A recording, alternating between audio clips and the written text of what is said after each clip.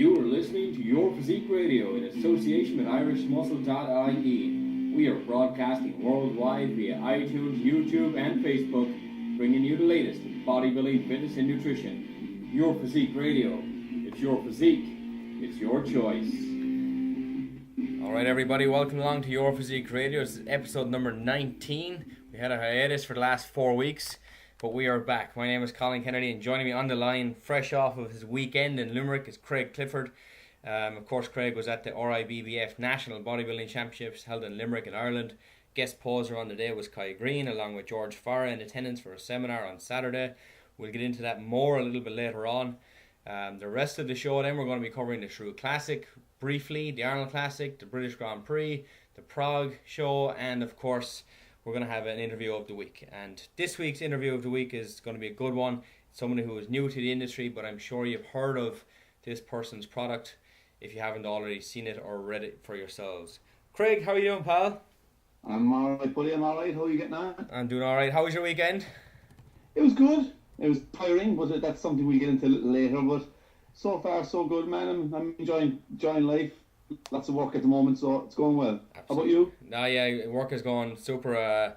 Lots of clients, some new clients coming on the last couple of weeks, some hard, dedicated trainers, and you know the weight loss is up, the muscle building is up, morale is up, 10Ks are done, half marathons are on the way, and triathlons have been completed, and congratulations to my one client, I won't say name just in case she doesn't want to be mentioned, but she recently competed in her first triathlon and she came second in her age group, so like I say, she knows who she is, so congratulations on that, and definitely well deserved. And the effort that she put in over the last it was probably 8 or 9 weeks of swimming, that was really her downfall. It was the swimming, so we got her up to speed on the swim, and fantastic, well done on the day. So again, congratulations. But yeah, all is good. I cannot complain. The weather is still splitting the trees here. It's 30 degrees Celsius today, and I'm pretty sure it's something similar back home in Ireland, right?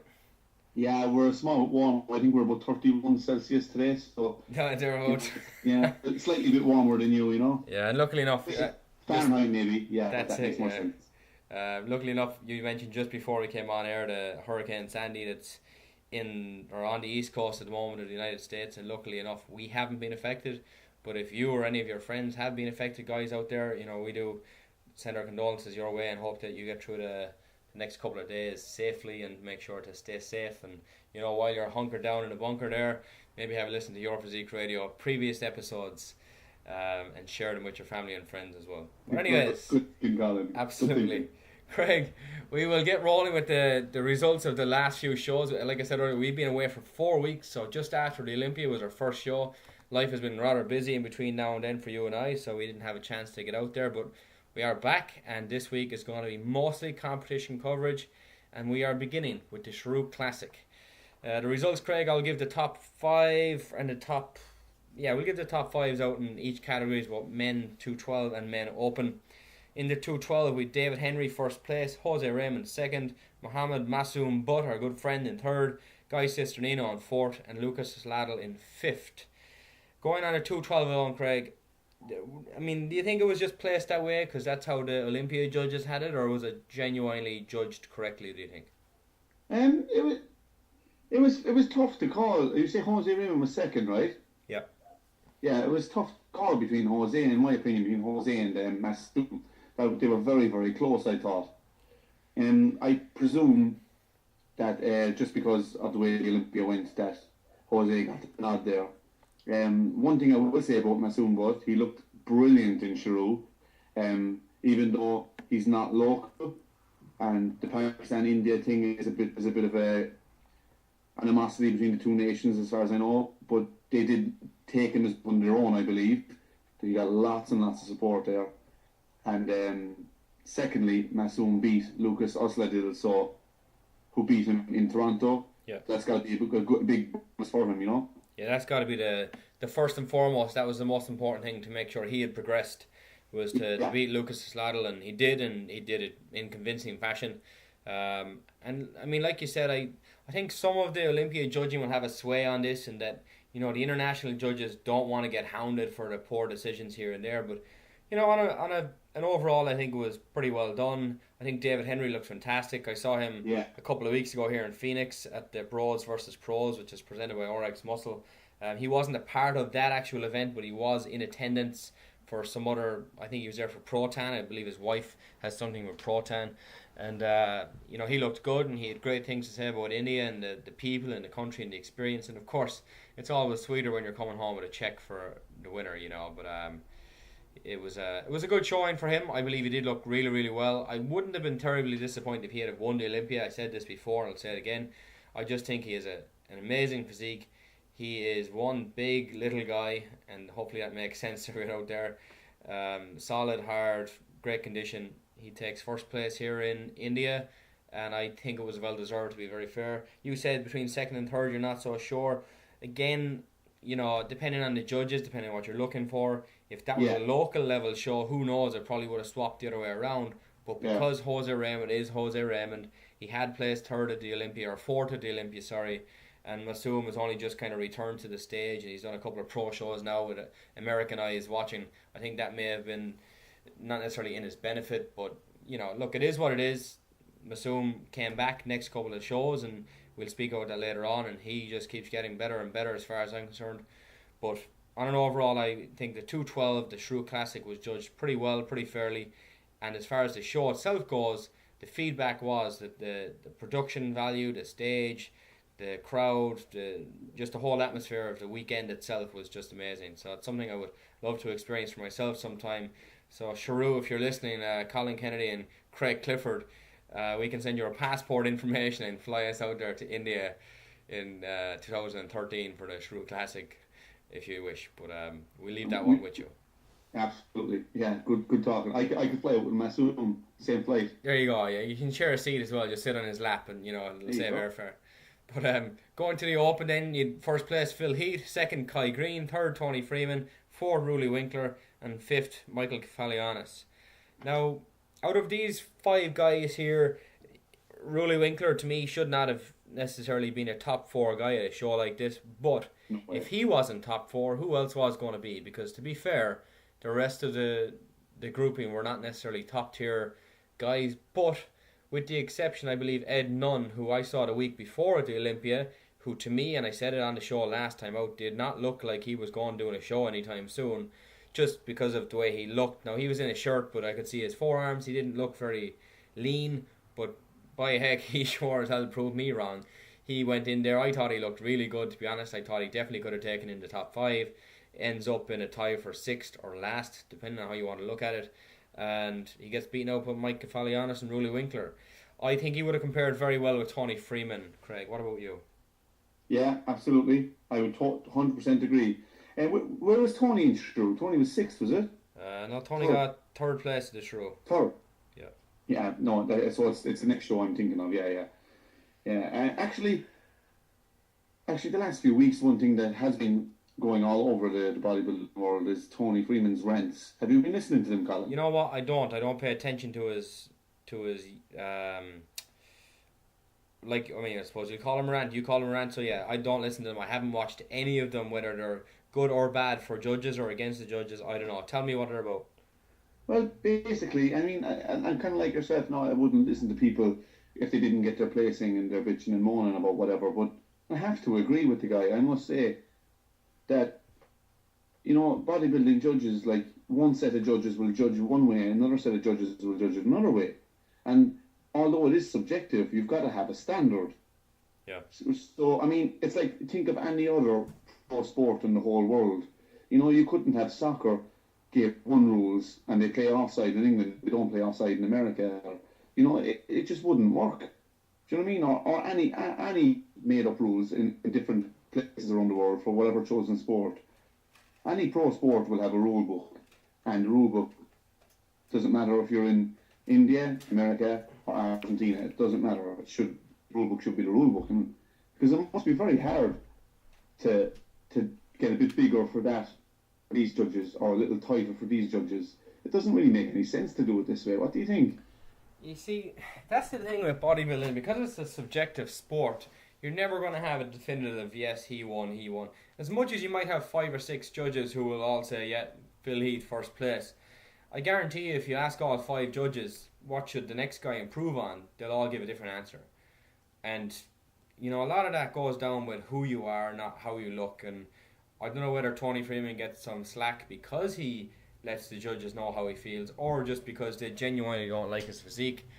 I don't know. To me, the one flaw, as far as I'm concerned, is when Tony Freeman does a front double bicep, his chest could be a little bit better, could be a little bit bigger. It flattens out a little bit. His side chest isn't fantastic, but you know, he's a big guy. He's got a lot of muscle on his frame. I do think he deserves better rewards than he has seen in the last year or so. But again, I mean, he's an aging bodybuilder. He's 46 years old. He might not look as tight in person as the other guys do, and you know, we're pretty much judging this from other people's opinions that we trust and whether we should or shouldn't trust, and we do, and then from photographs and videos. And I can definitely attest to the fact that, you know, I was at the Olympia myself, and seeing these guys in person versus seeing the pictures, it's a huge discrepancy there, and it's very, very hard. But again, I see his point in some cases, but not all the time. Yeah, I know, of course, definitely not all the time, but we'll just say in Tony's placing in the Arnold Classic in Europe. Where was he placed in the Arnold Classic in Europe? I'll just have a quick look here now and see how he did. Arnold and Classic. where was Rolly Winkler? Arnold Europe, Rulli Winkler got 3rd, Tony Freeman got 5th. No, and a week before, and Tony looked better in the Arnold Classic Europe, I thought, than he did in Chiru. Yeah. No, and to me, Rolly Winkler is getting worse as the show goes on. As all these shows go on in Europe, I just think he's getting a little worse all the time. So how can he lose?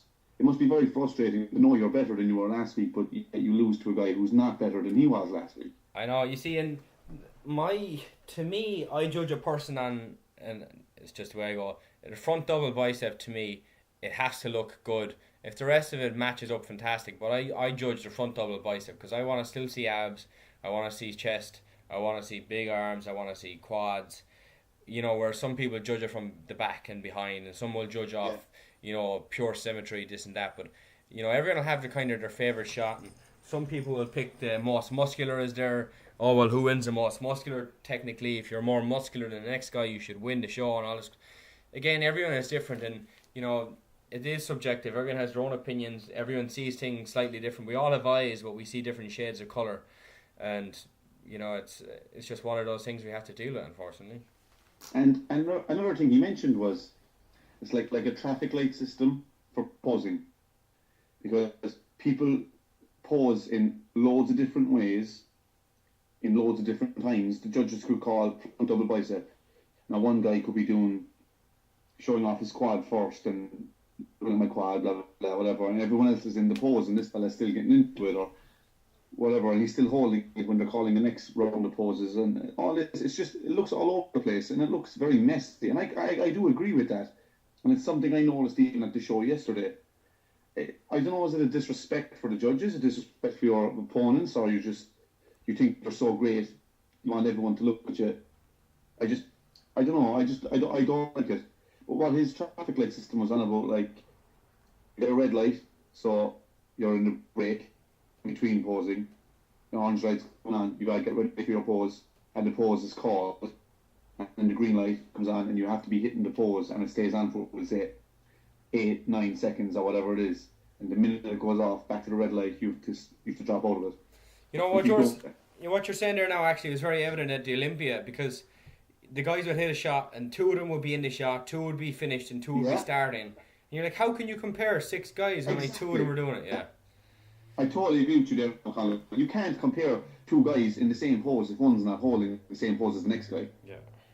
And I mean, another thing, a big thing now, and I love Flex Lewis, he doesn't have a tricep pose. That was brought to my attention by Chris Aceto when he was on a video recently. And I went back looking at his pictures, and if you look at his side chest or his side tricep pose, it's almost like a Hands and Tice shot.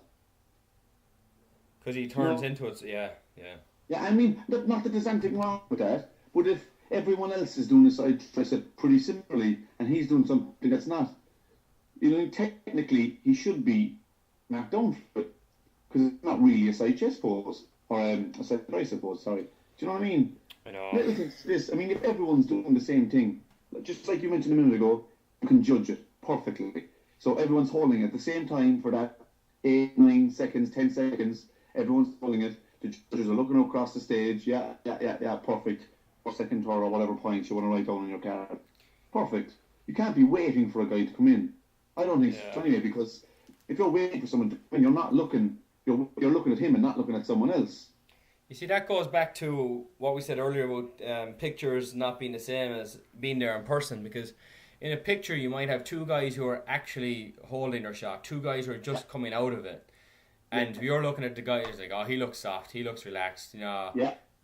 Again, that's where we can have that flaw in our judging system when we're judging from our armchairs at home. You know, it's a little bit different, but yeah. And did he actually suggest literally having like a... Yeah.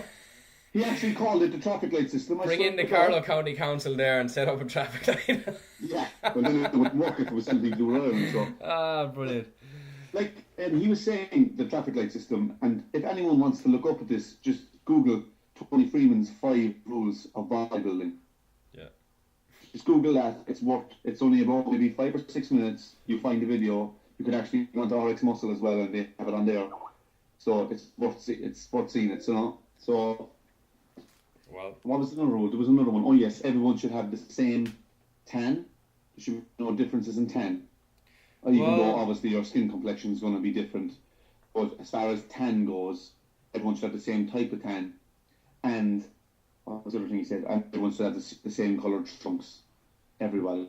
Well, like a standard trunk. Yeah. That's it. I agree with the trunks in terms of them being a standard cut or a standard colour, fine. But when it comes to the tan, I mean, like you said, different guys have different skin tones, and you know, automatically you're gonna say, well, black guys have an advantage because they're already darker. But then if you're fucking black as coal, you know, it's a different story. I don't mean that in any bad term, by the way, anyone out there. But the darker your skin is, if it's very, very, very dark, it's harder to see it. You know, the likes of Victor Martinez is a perfect example. He's Dominican Republic. He's dark brown, but he's not black, and he's definitely not white.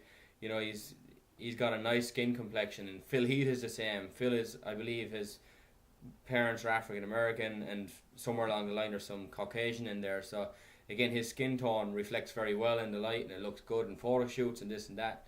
But I don't think they can agree with the tan. You know what tan I absolutely despise though? It seems, in my mind, it's something I think about when I think about NABA competitions. It's that dream tan. Now, as much as it might be easy to apply here and there, it just looks very glossy to me. And I personally just don't like it. Now, I believe there is 2 different types of dream tan, Craig, isn't there? Dream tan 1 and 2. So I don't know which one it is, but one of them is very kind of dark and greasy and glossy look, and I don't think it's the one you use for your show. There's something gold, this like gold standard or some crap, yeah. Something gold, and then there's like 8 spades black or something like. Yeah. You know, I used the gold one. It wasn't too severe, like as far as colour goes, you know. Yeah, but I mean the standardising, it definitely needs to be there. But the other thing is, you know, these tanning companies like Pro Tan and Jantana and Dream Tan or whatever, they pump a lot of money into advertising for these shows. And if suddenly Jantana are told, sorry guys, we're not using your product, we're specifically going to use Pro Tan, then Jantana are going to lose out on money, which is obvious. They're not going to sponsor the shows anymore, which means they're going to lose thousands of dollars per year per show, because they do pump in probably $3 or $4 grand per show so that they can have their billboard in the background or have a booth out the back to spray tan people. And you know, there's more business side to it than anything else, I think. And even at the pro level, as much as you might only have 7 or 8 guys, they're still, some of them are still sponsored by certain companies. You know, I know David Henry is with Pro Tan, and Flex Lewis I think is with Pro Tan, and you know, money is there to be made from these different companies, and as much as it might not be helpful for us or for the judges, they have to make money somewhere, the companies and the athletes. So I don't know if that will ever happen, to be honest. Yeah, I mean, I was backstage yesterday, you know, at the RIBBF show, and I'd say probably at least 70% of people are using Dream Tan, and the place was absolutely destroyed. Oh yeah, like it was destroyed in tan. Absolutely, it was. Because didn't I mention to you a couple of months ago that I thought Dream Tan was banned from being used? You said that, yeah. And there's your reason why, because that shit gets everywhere.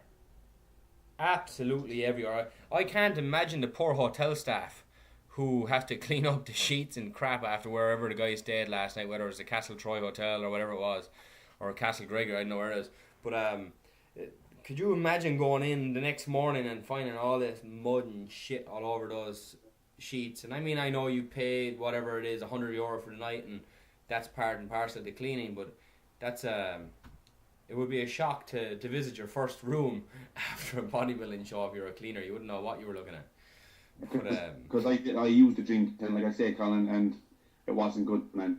The place was absolutely it was very bad after us. We did clean it. I washed on the tiles and stuff in the shower, and I tried to clean it as best I could. Obviously, the sheets now were destroyed, like. Yeah. But other than that, it was pretty good, like. Yeah. But, you know, even at that, I tried to clean it, and it was bad. Yeah, it's I don't know. But anyway, look, we'll continue on here with the show anyway. Yeah, so like just recap, guys. If anyone wants to see that, it's Tony Freeman's 5 rules for bodybuilding. I pretty much agree with at least 4 of them anyway. I'll be totally honest. Okay. All right. So Shrew Classic. Then again, a quick recap. Phil Heath, he wasn't going to lose. Kai Green wasn't going to take any worse than second place. Tony Freeman third. Ruli Winkler fourth. Michael Kafalianis in fifth. And Phil Heath did deserve it in there. I thought it was very, very close at the Olympia between the two guys. But in Shrew and India, he was better. I don't know, was he better or was Kai worse? He deserved it to me anyway. Yeah, I definitely thought so too. I was looking at the pictures and these guys look really soft, but it was clearly just the pictures I was looking at because I saw them on another website and the quality was much better. And Phil Heath just looked like Phil Heath looked like Mr. Green. Phil Heath looked like Mr. Olympia.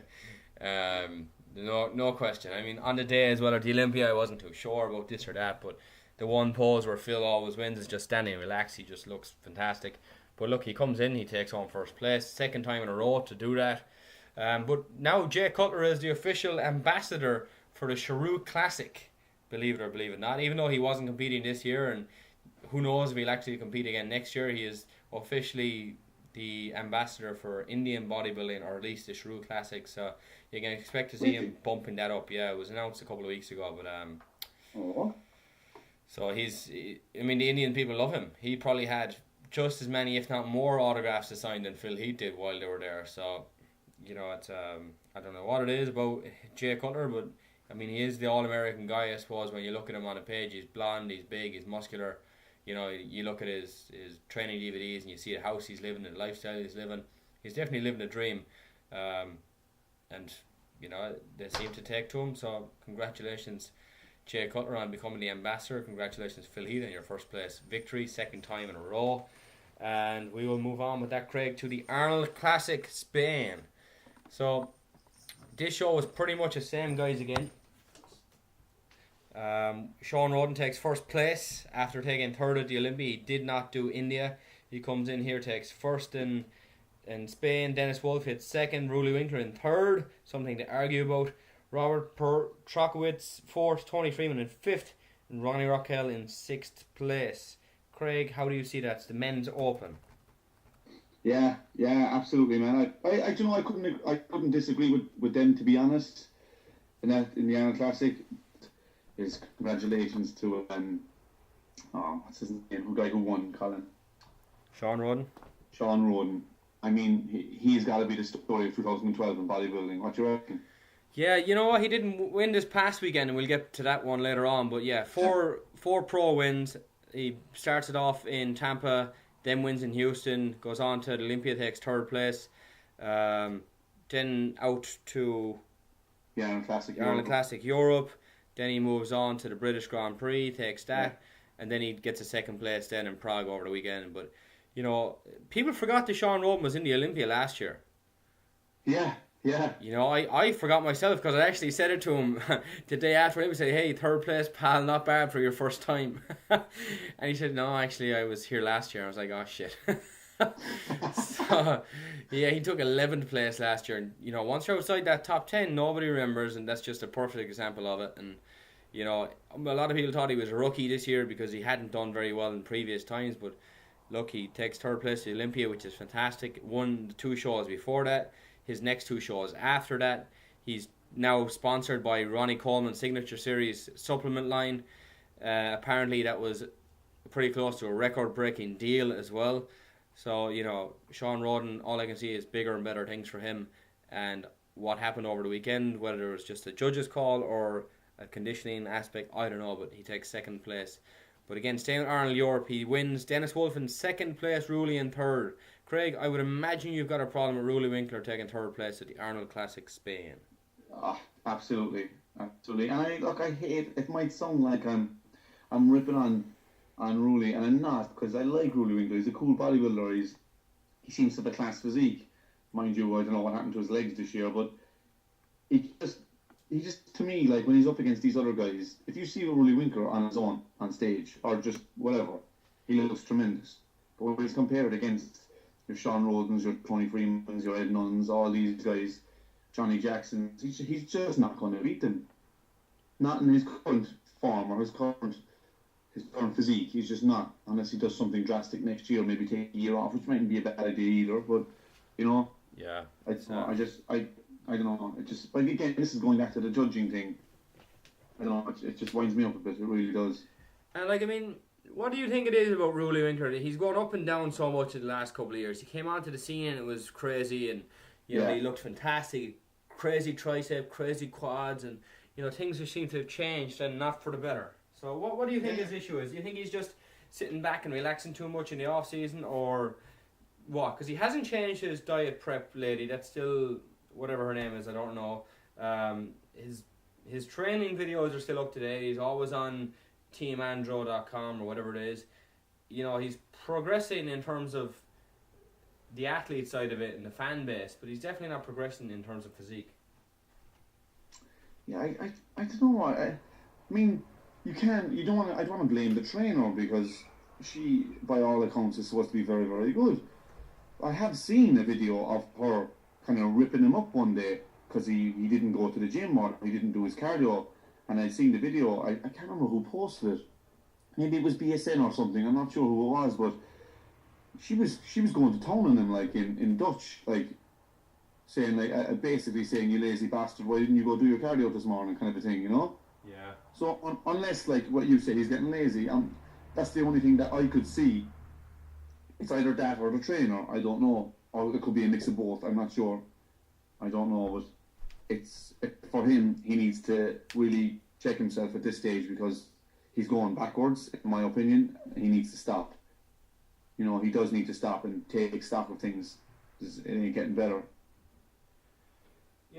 The one thing I would say about Rulli Winkler is that I think he has all the makings of being a good pro, and obviously, placing third and fourth in pro shows is good, but I think he can win shows more so than he has in the past. Yeah. I just don't know what he has to do it, whether that means a complete change in approach with training and diet and coming in and coming down for shows. Who knows? But whatever he's doing at the moment, the judges seem to like it, but I don't like it. But again, if you're going to please anyone, you want to please the judges, because that's who you have to at the end of the day. So I don't know, but what about Dennis Wolf in the last couple of weeks, Craig? He comes into the Olympia, takes fifth or sixth, and then he's riding in second, third, thereabouts, and then this past weekend he goes and takes a victory. What do you think about his physique and how it's progressing? I'm not sure. I'll be honest. I don't know. Can't put my finger on it, Colin. I'll be honest. I don't know. You actually have to be in the camp to see it. Like, so, I'm only guessing, man. To be honest, I don't know. Yeah, because he's another one of those guys who seems to do really well in the smaller shows, but he's never made it for the Olympia. He's never been where he needs to be for the Darren Classic. He's taken second place, and again, he's a guy who's sponsored by BSN. So maybe it's the BSN voodoo doll effect or what, I don't know, but none of these BSN guys are doing too well lately. Brandon Curry hasn't done well. Dennis Wolf hasn't done well. Ronnie Coleman started to collapse when he went with BSN. Rulli Winkler's not doing so great. Now, of course, this is obviously ridiculous that would be the case, but it's just a strange coincidence. Yeah, there we go. But, and that's how rumours begin. There you go, the BSN curse. But you see lots of trash bags and dustbins full of BSN products now at the weekend. There you go. The boy said it. The boy said it. There's a curse. I'm getting rid of it. That's it. It's gone. Yeah. But you know, a lot of people used to say that. Get rid of it, guys. I'll give you my address, and you can post it on to me, and I'll take it. So. That's it. Yeah. As much as you can. Actually, I'm still living off some samples from the Olympia and the Phoenix Pro show or 2 weeks ago, I think it was. All is good there, but you know, Dennis Wolf again. I don't know whether he has to change something drastically or not, but he doesn't seem to be bringing it in when he needs to. I don't know, to be very honest, how he did actually take that win this past weekend in Prague. No. Granted, Sean Roden wasn't as good as he has been in Prague. In Prague. But to me, he still should have beaten him.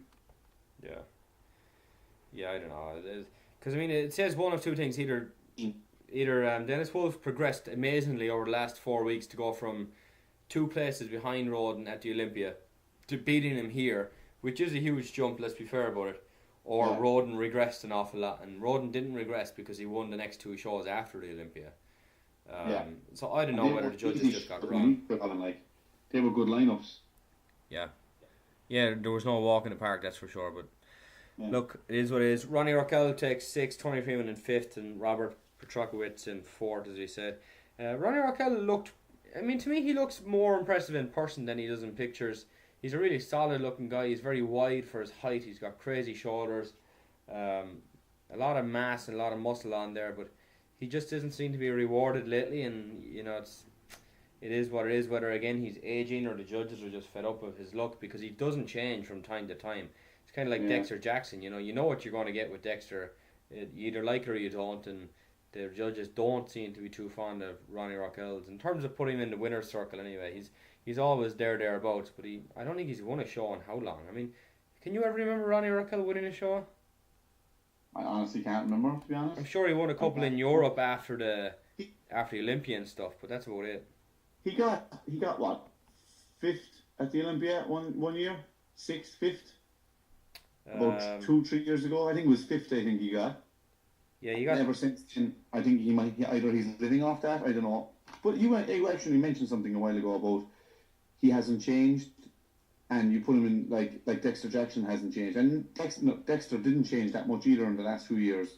But with Dexter, you're getting damn near perfection each time, even though it's not changing. Yeah.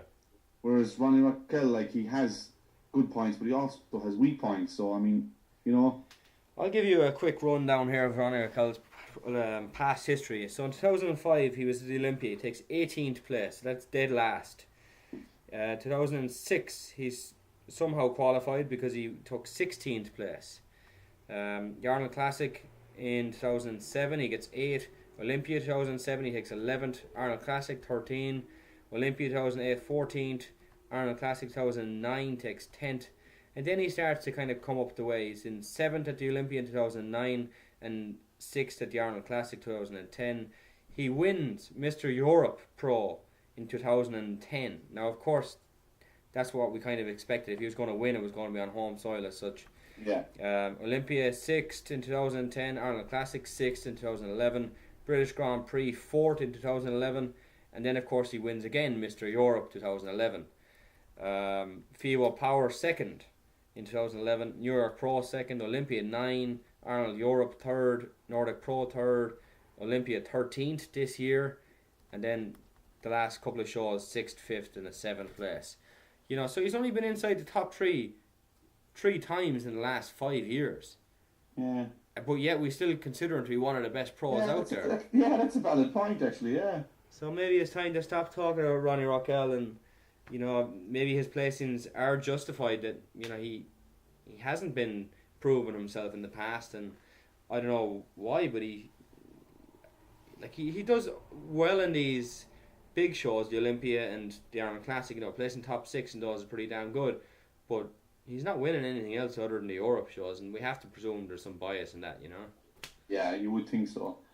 I mean, actually, we're looking at people now. I mean, I don't know if you can get it up in front of you at some stage with Johnny Jackson's record in the last, say, 2 years even. I will. I'll have a look there in a moment, yeah. But Johnny has come on leaps and bounds, and it's something, I mean, I know I'm a big fan of his anyway, and you know that especially, Colin, but it's great to see him that he's constantly battling away. And this week, especially from the pictures of in Prague, looking at the comparison pictures, I don't know, his upper body has that like ridiculous thickness to it, but his legs have seemed to come up a small bit. They're still like not fantastic legs, but they've come up a bit, which is good. Like, you know what I mean? Very good for Johnny Jackson. And another thing, I think it was Dave Palumbo mentioned it recently. People give Johnny Jackson stick for having no legs, but Johnny's legs are still better than Rolly Winkler's legs. Yeah. So, you know, it's all relative when you think of it. Like, and Johnny's upper body is pretty much second to none, to be honest. Like, his upper body, as far as thickness goes, it's just retarded. Like, yeah, I'm looking here now at Johnny's history. He's done a hell of a lot of shows in comparison to Ronnie Raquel, and you know, I'm looking back here. Olympia 2006, 13th place. Arnold Classic 2010, 12th place. Olympia 2010, 11th place. But then from there he starts doing well. Arnold Classic 2011, 7th. Australia Grand Prix 2011, 2nd. British Grand Prix 2011, 3rd. FIBO 2011, 4th. Battle of Champions, he kind of messed up, comes in 7th place 2011. Then the Olympia in 2011, he's in 13th. Then after that he starts his good streak again. He takes a win in FIBO again, which is kind of strange. Mr. Euro Pro, he takes 2nd, so that would have been Ronnie Raquel, I would imagine, behind him. And New York Pro 2nd, Olympia 9th this year. Arnold Europe doesn't have a result for him. British Grand Prix 2nd, and then the Prague he took 3rd. So, you know, he's definitely not regressing, there's no question. But I'm not quite sure he's progressing enough before his career will be over, because he's another guy who's pushing 40, I'd say. You know, if he's going to get it done, he's got to get it done soon. But like you said, looking at the pictures, as much as his legs are small, I think it's in a comparison to his upper body more so than anything. Yeah, I agree. But look, symmetry is part of the judging round, and of course, lack of it will knock you down, and it has in the past. But you know, he's managed to win a couple of shows. So Johnny Jackson, I wouldn't write him off just yet, but I definitely prefer to see him win a show than Rolly Winkler. That's for sure. Yeah, absolutely. But anyways, we'll move on now from that guy, the Arnold Europe, and we'll move to the, what have we got up next, Craig? England. British Grand Prix. British Grand Prix top 5. Ronnie Raquel, as we just spoke about, 5th place. Robert Petrokowicz in 4th. Tony Freeman 3rd. Johnny Jackson in 2nd. Sean Roden in 1st. Now that looks extremely familiar to the week before the Arnold Classic Spain. Look, there's not much to say. Sean Roden comes in, takes his 2nd win post Olympia, so 4th win or 5th win total for the season. He's doing really well. Again, he comes in a little bit off this past weekend. Johnny Jackson takes 2nd. Thought Johnny looked really well. I think he did deserve 2nd place. Tony Freeman in 3rd. He probably complained about that. And then you just go down the line. Eric Fankhauser made his return to the stage. British show, making the assumption because Neil Hill is from England and Neil Hill was the promoter of this show. Eric said, yeah, let's do it, why not? He takes 7th. I didn't see a picture of Eric up until right now as I click on his name, but Hidetaka Yamagishi takes 8th place, which has to be disappointing for Hidetaka Yamagishi. Yeah. And, yeah, Eric Fankhauser definitely didn't deserve much better than 7th. Yeah, at the top, I mean, looking back from 10 back, sorry there guys if you can hear my dog whining, looking back there from 10 back, the only person I recognise is Grigory Atoyan. He takes 13th place, and I think there was 17 or 18 guys in the whole show, so you know, the top 8 guys are definitely names that we know, but you know, Hidetaka Yamaishi should not be placing 8th place in this show behind Robert Petrokowicz, behind Eric Fankhauser, behind Rolly Winkler. You know, he's a top 6, top 7 guy last year at the Olympia. He blew it this year, and I think his best showing so far this year has probably been a 4th place, or did he win one show maybe this year? Yeah, not sure. I don't think he won. Oh, maybe he did. Hold on, he didn't. He won in. He did. He actually did. Did he? He's in September he won it, no? Quick look here. Or late August or something. I can't remember. No, he did win a show. He did. I'm not sure if he did now. I know he took a couple of second and third places, alright. Yeah. No, he hasn't won a show this year. No? No, he took third at the Tampa Pro, second at the Europa Super Show, 15th at the Olympia. And I heard from our Facebook page that he's thinking about going up to 212 next year. Going down to 212? Or going down to 212, sorry. Yeah, and why not? Because he can't be much more than that. Because they were saying he was about 216 on stage. Yeah. So, I mean, if he can weigh in at 212, like, he'd be very hard to beat at 212, I think. Because he's a fantastic physique.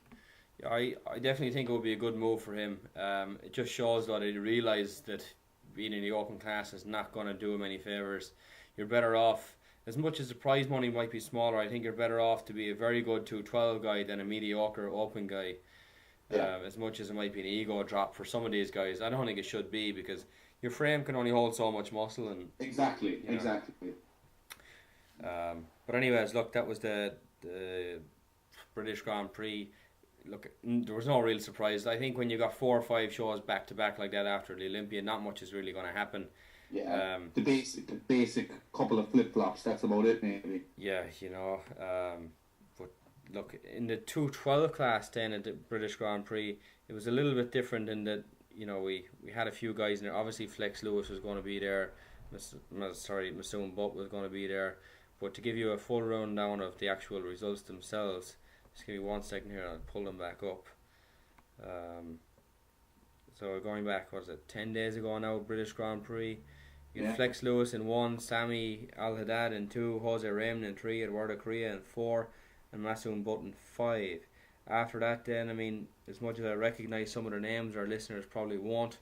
The top 5 guys, I'm not sure about 2nd through 5. I think Eduardo Correa definitely deserved to be in at least 2nd or 3rd. I would have pulled Sami Al Haddad out of there, just my opinion, and probably had the repeat of the Olympia results minus David Henry, and put Masoom Butt there in 4th, fighting it out, because I mean, his structure isn't as good as Flex Lewis. His conditioning probably wasn't as good as Eduardo Correa, and he's definitely not as big as Jose Raymond.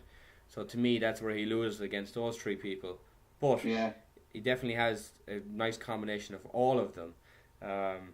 And I think, this year, if Masoom does venture across to the States, we heard rumour that he didn't have the capabilities of getting there due to visa restraints or something like that. We spoke with Masoom and he said that is not the case. So, we look forward to seeing him in the States. He did say to us in the past that he was going to do the Masters Pro, which are in Miami the 6th and 7th of December, I believe. And he is a Masters category because he is 40 now, so 40 and up. And we'll speak about that very briefly just in a moment. But, I think it was a good show. The 212 this year, in most of the shows, in my mind, was probably the more competitive part than the open class, because the winners in the open class it's pretty much said and done. And apart from Flex Lewis, for the last couple of shows, it's pretty much an open call when it comes to the 212, and that's what I enjoy about it. Not knowing who's going to win until the judges announce it, Yeah. As we're pretty much near the end of the season, I know we've got one more show to go, but if you can name your Physique Radio MVP for the 212 and the Open, who would it be? I'd have to go Sean Roden for the Open for me anyway. Yeah, I mean, nobody else really came in and surprised. If Kai Green had a 1 now, I would have gone with him. In the 212, I don't know, to me it would be a toss-up between Jose Raymond and David Henry. And I'll tell you why. Flex Lewis was expected to win the Olympia, so he went and he did what he had to do. I think Jose Raymond definitely came down in size and he got way better conditioned. Now, of course, we got to assume that was because he's been working with a different diet coach in Chris Aceto. And Chris typically brings guys in better shape and doesn't worry about how big somebody gets. I don't know. Possibly David Henry, I suppose, after taking 9 or 10 months off. He was abroad serving his country, doing what he had to do out there, came back, takes a win easily and not at his best in Houston, I believe it was. Then goes to the Olympia, takes 2nd place at the Olympia, then moves on to the Shrew Classic, wins that. You know, in terms of a comeback, if you would be able to call it a comeback, I think David Henry gets it for me, and I think David Henry is the guy who's going to push Flex Lewis in the next couple of years. Yeah, I probably might say David Henry would be my choice as well, actually, for 212. And like I said, it'd be Sean Roden for the Open. But I'm going to put Masoom Butt up there with David Henry just for because he came out of completely nowhere, like completely nowhere. It wasn't like he was coming up in the NPC ranks and this kind of stuff. You know what I mean? So for me, I'd put him up there as well. I mean, the fact as well that he's a buddy of the show, and he's living in Ireland now. He's definitely the dark horse. Huh? He's definitely the dark horse of the year. Definitely. There's no question, because like you said, when he first competed, we didn't even know who he was, and you know, we're both from Ireland, and you know, we would imagine we would know of him. We would have known that he was going to compete. We would have known that. Obviously now, guys, he's from Pakistan, but you know, he's living in Ireland, so we'll take him. He's a fantastic bodybuilder. I just think that his first year on the IFBB scene, it's going to be like that. You're not going to win shows just because of your physique, which should be the case, but it's not the case. And we spoke about this many times in the past. You got to pay your dues, unfortunately, and you know, he's doing that this year. And I think come next year, or well, January, let's call it, 2013. If he does a couple of shows early in the year, I think he will definitely qualify for the Olympia as a winner versus on points. Absolutely. And that would be my... Now, of course, it's costly to get out to the States to do shows, and, you know, the bodybuilding lifestyle is costly, but he's getting some good help from Extreme Gym in Derry. And, you know, Masoom, best of luck. We do appreciate you taking the time to get back to us here in Your Physique Radio, the times that you have, and I'm sure you will in the future as well. But I definitely think early January, February, get into the Flex Pro, which used to be the Ironman, get a quick qualification, take the next 8 months off, 9 months off, go home, eat, grow, train, and come back and compete at the Olympia the way you should in that top 3, top 4 point, I think. But that would be mine. In the Open, you picked Sean Roden, right? Yeah. Yeah, I'd agree with that for sure. Look, again, he took 4 wins and a 3rd place, and possibly even was it 4 wins or 5 wins? 4 wins and a 3rd place. Yeah. And the 2nd place, which he should have won, I think. But look, officially it'll always go down as 4 wins and a 3rd place at the Olympia. That's to me, I can't remember anybody doing 4 wins. Never mind getting 4 wins and a 3rd place. So that's awesome. Like. Yeah. So Sean Roden MVP for 2012. And it's a toss-up then between David Henry and Masoom Butt for the 212 of 2012, and that's coming from Your Physique Radio. Craig, then the last show of the season, which was on this past weekend, was the Prague Pro. The standard, you know, the guys were in there. I'm not quite sure the standard was where it should have been. In the open class, Dennis Wolf is in 1, Sean Roden takes 2nd, Johnny Jackson 3rd, Ed Nunn 4, Tony Freeman in 5. And 6th place is not listed, but Ronnie Raquel takes 7th. Not quite sure what happened there. And in the 212 class, Flex Lewis wins. Sami Al-Haddad takes 2nd. Eduardo Correa 3rd. And William Bonac 4th. And Khalid Al-Masawi 5th.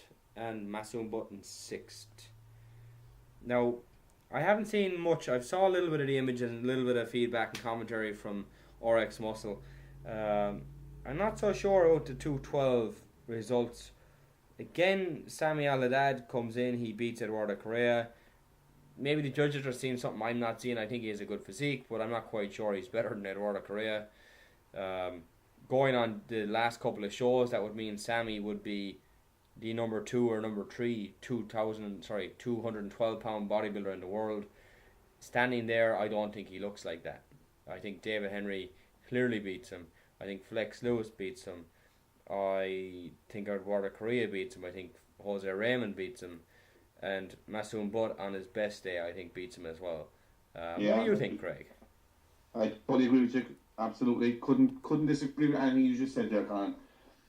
But I mean, I like Sammy's physique. It is a nice physique, but I mean, maybe in time it can get a lot better. But for now, to me, he doesn't. If they're 100%, he doesn't beat Eduardo Correa ever. He doesn't read. Actually, speaking of Eduardo Correa, And I was looking at the pictures. I did a side by side on the comparisons. I actually was on RX Muscle, but they do, comparisons. And I looked at Eduardo Correa, who was fourth, right? Is that fourth? Third. Third. Yeah. And Flex Lewis won it, didn't he? Yep. Flex Lewis won. Now I compared the two of them. Now, and as you know, I'm a big Flex Lewis guy, Colin. But I think maybe one shot Flex might have won it, 1 or 2 shots out of the 7 mandatories or 8 mandatories that are there. But look, I mean, I know that means nothing because, again, you're looking at symmetry and everything will go with it as well. But to me, it's, I don't know why they're marking Eduardo Correa down so much. I mean, his waist is a little wider than everyone else's, and you can see that. He doesn't flow as well, but I think that's just his genetics. And it's like Robert, is it Petrakovic or whatever his name is? Yeah. He's the same. Like, that guy's conditioning in the last couple of shows was ridiculous. Like, best conditioning on stage by anybody. And I'm sure everyone will agree. And again, he has a wide waist, but if you have a wide waist, that's your hips. You know what I mean? There's not much you can do about that. Like, if the gut's out of control, that's different. But I mean, if you have wide hips, it just is what it is. I know what I mean? but that's also like saying, well, if you can't develop quads, it is what it is. But well, no, but like that's a muscular problem. Whereas if you have wide hips, I mean, hips are bone, so I mean, you can only bring it in so much. And I know it's symmetrical. It's not going to look as nice as someone with a smaller waist or smaller hips, but I don't know. It's the judges surely must say at some stage, look, he's in unbelievable condition, and his waist is still a little wide. So that just goes to show us that it's physically impossible for his waist to come in. You know what I mean? Yeah. Unless they say to him, look, you will never ever get first place. You know what I mean? Leave him move on with his life. Do you know what I mean? Yeah, but like, that's the thing. Bodybuilding, it's, to me, as much as you got to put in the hard work and this and that, unless you have the genetics of a god, you're not going to become Mr. Olympia. I find you got to put in the hard work to develop the potential that is there, but potential unrealized is nothing. These guys have the genetics. As much as you can, Phil Heath's clavicles were too narrow. Yeah, but he's able to put on a crazy amount of muscle on his shoulders, and that sacrifices that. Whereas, if your legs were 4 inches shorter than the average man for your height, it's just going to look ridiculous, and you're not going to win because it doesn't look symmetrical. And bodybuilding has always been wide shoulders, narrow waist, wide legs. Typically, that's what we're told to look out for and judge, and hence the X-Man, Tony Freeman, that's what he has. But Ronnie Coleman didn't have that narrow waist in his last 4 or 5 outings at the Olympia. Jake Cutler certainly didn't have that narrow waist in his last 4 or 5 appearances. That's true. I think it is something that can be kind of ignored if everything else is in line, and I think Robert's conditioning is absolutely incredible, and I think he just needs to keep working on what he knows he can do, and that is come in conditioned and just let the judges do what the judges are going to do. And maybe he enjoys standing on stage. It's not just for the money. He enjoys the challenge of bettering himself every week and every month. And you're going to speak now about the RIBBF in a few moments, and there's a lot of people on there who may have placed dead last in their category, but to get up on stage to me is the achievement. And actually posted that comment on one of the ladies. She came 6 to 6 people, but to me that's still a success. It's still on stage. You're still competing. You're still showing everybody that you can do it. Who out of their circle of friends can they say, yeah, I've competed as well? It's a very small population that can say that they put themselves through all that sacrifice and dedicated themselves for all that time. Whether they win or lose, I think everyone should be rewarded in some form or fashion, Yeah, I do. I agree. Because, I suppose, because something you said a minute ago, anyone that has ever competed, you have to tip your hat to them, whether they came last or first. It's one of the hardest things you'll ever do in your life. And not just for you, it's for your girlfriend, your wife, your family, do you know what I mean? Your friends, your work colleagues, everyone suffers when you do a show. Yeah. You know what I mean? It's not just you, because, you're a bit cranky, or, you're wanting nicer food, you're wanting nicer drinks, you're wanting X and Y and Z, and you can't really have them. You know, it's tough going, like, and it's not, you're doing it for 2 or 3 weeks. You're doing it for probably 12, maybe a bit more, depending on who you are. You know, so it is hard. Definitely. But Craig, with that, then I'm gonna give a quick flash about the Masters Olympia, which is on in December 7th in Miami, Florida. Yeah. You know, over the past couple of weeks, I saw Troy Alves. He looks big. He looks like he's getting ready for this show, and he looks like he's going to be doing quite well to place in the top 3 or 4. He was a guest judge at the Bros versus Pros, so I spoke to him a couple of times actually over the events of the day, and he's genuinely a nice guy, and I wish him the best. Dennis James was there in the audience watching the show. He was not a part of it because he's contracted elsewhere, of course, but he was there, and gee, this man looks incredible. I said I saw him at the Olympia and spoke to him at the Olympia, and he announced just after the Olympia that he was going to enter the Masters Olympia itself, and I think he is definitely going to be one guy to watch as long as he gets his conditioning in, because size is definitely not a factor. On the poster we got Vince Taylor. Vince told us in the interview that he will not be doing the Masters Olympia. I'm sure he's just there more of as a promoter or ambassador for it. And of course Dexter Jackson will be in there, Bill Wilmore will be in there. Ronnie Coleman is technically qualified should he want to. I can't imagine that we will see him. And then Tony Freeman is the other outstanding athlete who I'm sure we will see. And last but not least, we do not want to forget our good friend Masoom Butt, who has told us he will be doing the Masters Olympia. Now bear in mind that was a couple of months ago when he told us that. Let's see if it stands true. We'll check in with him and see if it is the case. But I think the Masters will be a good show. A lot of these guys are already competing with the young guys anyway. So, you know, it's the standard is going to be good. The size, the quality, the conditioning, all of these can bring it. I'm pretty sure they all will bring it. I'm not quite sure what the prize money is, but the total check going out to all of the athletes is $250,000. So that's a lot of prize money to be split up between whatever 10, 15 winners. So we will see how it goes on the day. But Craig, this past weekend you were at the University of Limerick Concert Hall, I believe, in Ireland, and the RIBBF National Championships were on. It was a good day, it was a bad day. Explain to us the pros and the cons and how the experience went down, how you saw the show itself, and just a quick recap, a quick shout out to everyone who did compete.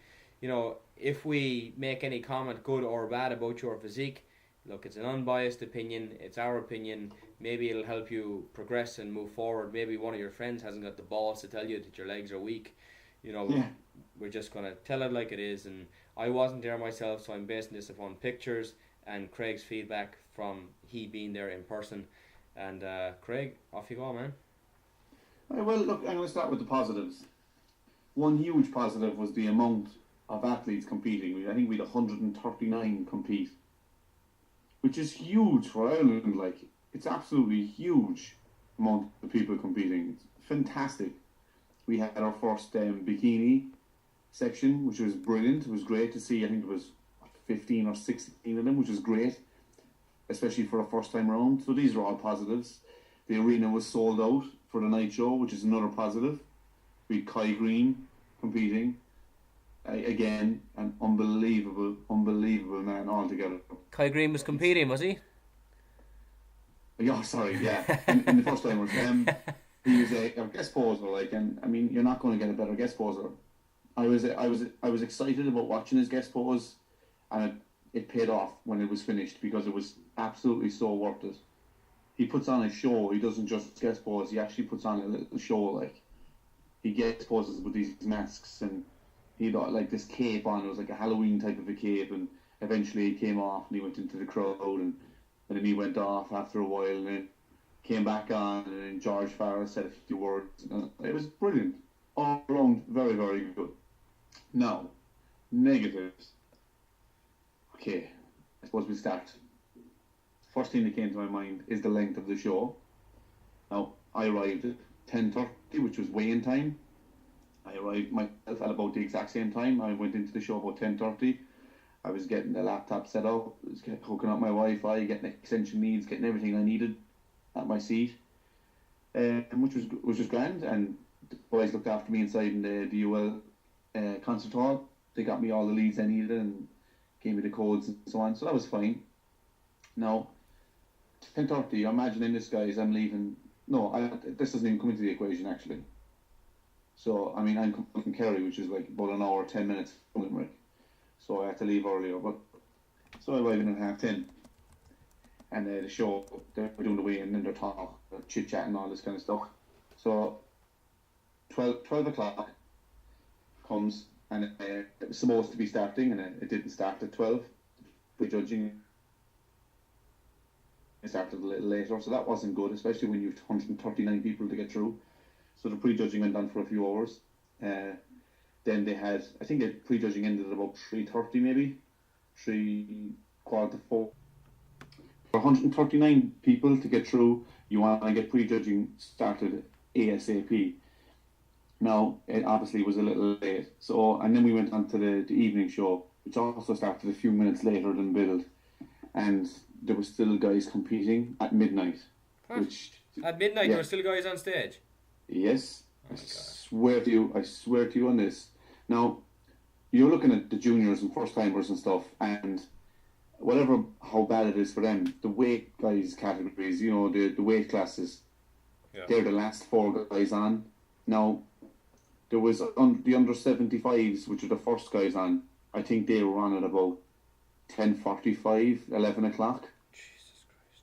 Yeah, which is an awful time, especially when you get up on Sunday and it's your day of posing. It's your day that everything's come down to this.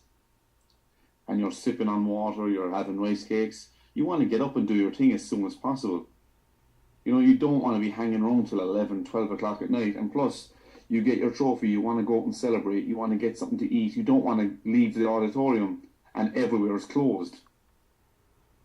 No. You know, I don't know, it's just, there was no water inside in the place for sale. Can you believe that? Are you serious?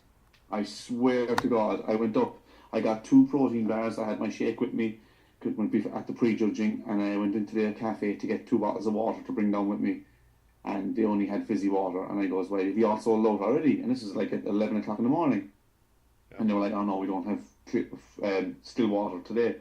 I'm like, well, that's great, fantastic.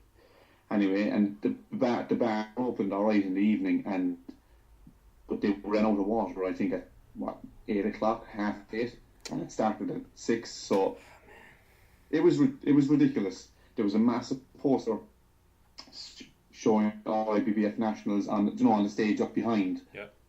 Right, and it was the biggest poster there, and it was right in the middle, and it was National Anal. It was spelt. What? Yeah. National Anal Championships. Oh my God. Yeah. And the worst thing about it was that they noticed it at prejudging, and I was there next to them, and they said, will we take it down? And they were like, nah, should we leave it up? I was like, oh my God almighty. Anyway, there was, again, it was extremely late. There was a lot of dead time I noticed on, as in between categories. There could be a few minutes, and the body fitness women, or figure, whichever you want to call it, body fitness, now it's known as, the body fitness categories, they were brought on. This is in the evening now, the one under 168 and over 168 centimetres class were brought on and brought off. Now every other class were given their trophies there and then and so on, you know? Yeah. And it was moved on. No, they didn't. And then they brought on the men and the bikini on after them, and it was a mess. So the girls were actually brought on and then brought off, and then like an hour and a half later, they were brought back on. It just made, and this was an evening show, like, it just made absolutely no sense. Everyone was pissing and moaning backstage, and I couldn't blame them. I'd be the exact same if I was them. What time did it start at, did you say? Huh? What time did it start at? The evening show. Yeah. 6 o'clock. Yeah, because I'm looking at the original poster here and it says 5:30, right? So let's say you say, oh, I want to get there early and save a seat. So you get in at 5 o'clock. Doesn't start till 6. It's now over till after midnight. That's 6-7 hours sitting down. Oh yeah. No. God. Colin, say you go to see your friend and he's in the over 90s, the heavyweights, right? Yeah. And like you said, you just go through that scenario. You drove from Carlow to Limerick, which is going to take what? 2 hours. 2 hours, right? You drove from Carlow to Limerick. You left at 3 o'clock. You arrived at 5, got your ticket, happy days, sitting down. Now, you don't see him announced as the winner, or even his category. You don't see him doing his posing routine until about 11:45. Right? That's a long time to sit through that. And that's before you've seen Kai Green now. That's before you've seen Kai Green. Remember that. Good. And then Kai Green was on after midnight. He was on about 12:05. And he came on for a while. So then you're leaving home to go back to Carlow. You don't get back to Carlow till, say, at best 2:30, 3 o'clock in the morning. Mm-hmm. That's insane. Like I arrived home here, Colin, last night at 2:25. I walked out the door and I was talking to two young guys who were heading back to Drogheda. Oh God. Yeah, I mean, not everyone, especially nowadays, you know what it's like in this country. No one has any money, so it's very hard for people to stay in Limerick that night. Or maybe they decided to stay Saturday night. You know what I mean? Because they went to the seminar. There's my thing. Why is it on a Sunday? Yeah. Oh. Well, it's Bank Holiday Monday today, I suppose. Okay. You know, if you look at it that way, but usually if it's not always on a bank holiday, so it will be on Sunday anyway. Yeah, that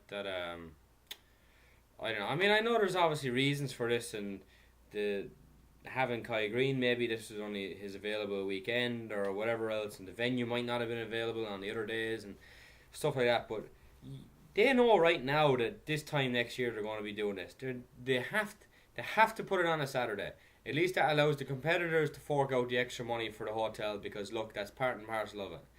At least allow the people who are coming to watch to be able to drive up that day, and if they want to stay one night, fine.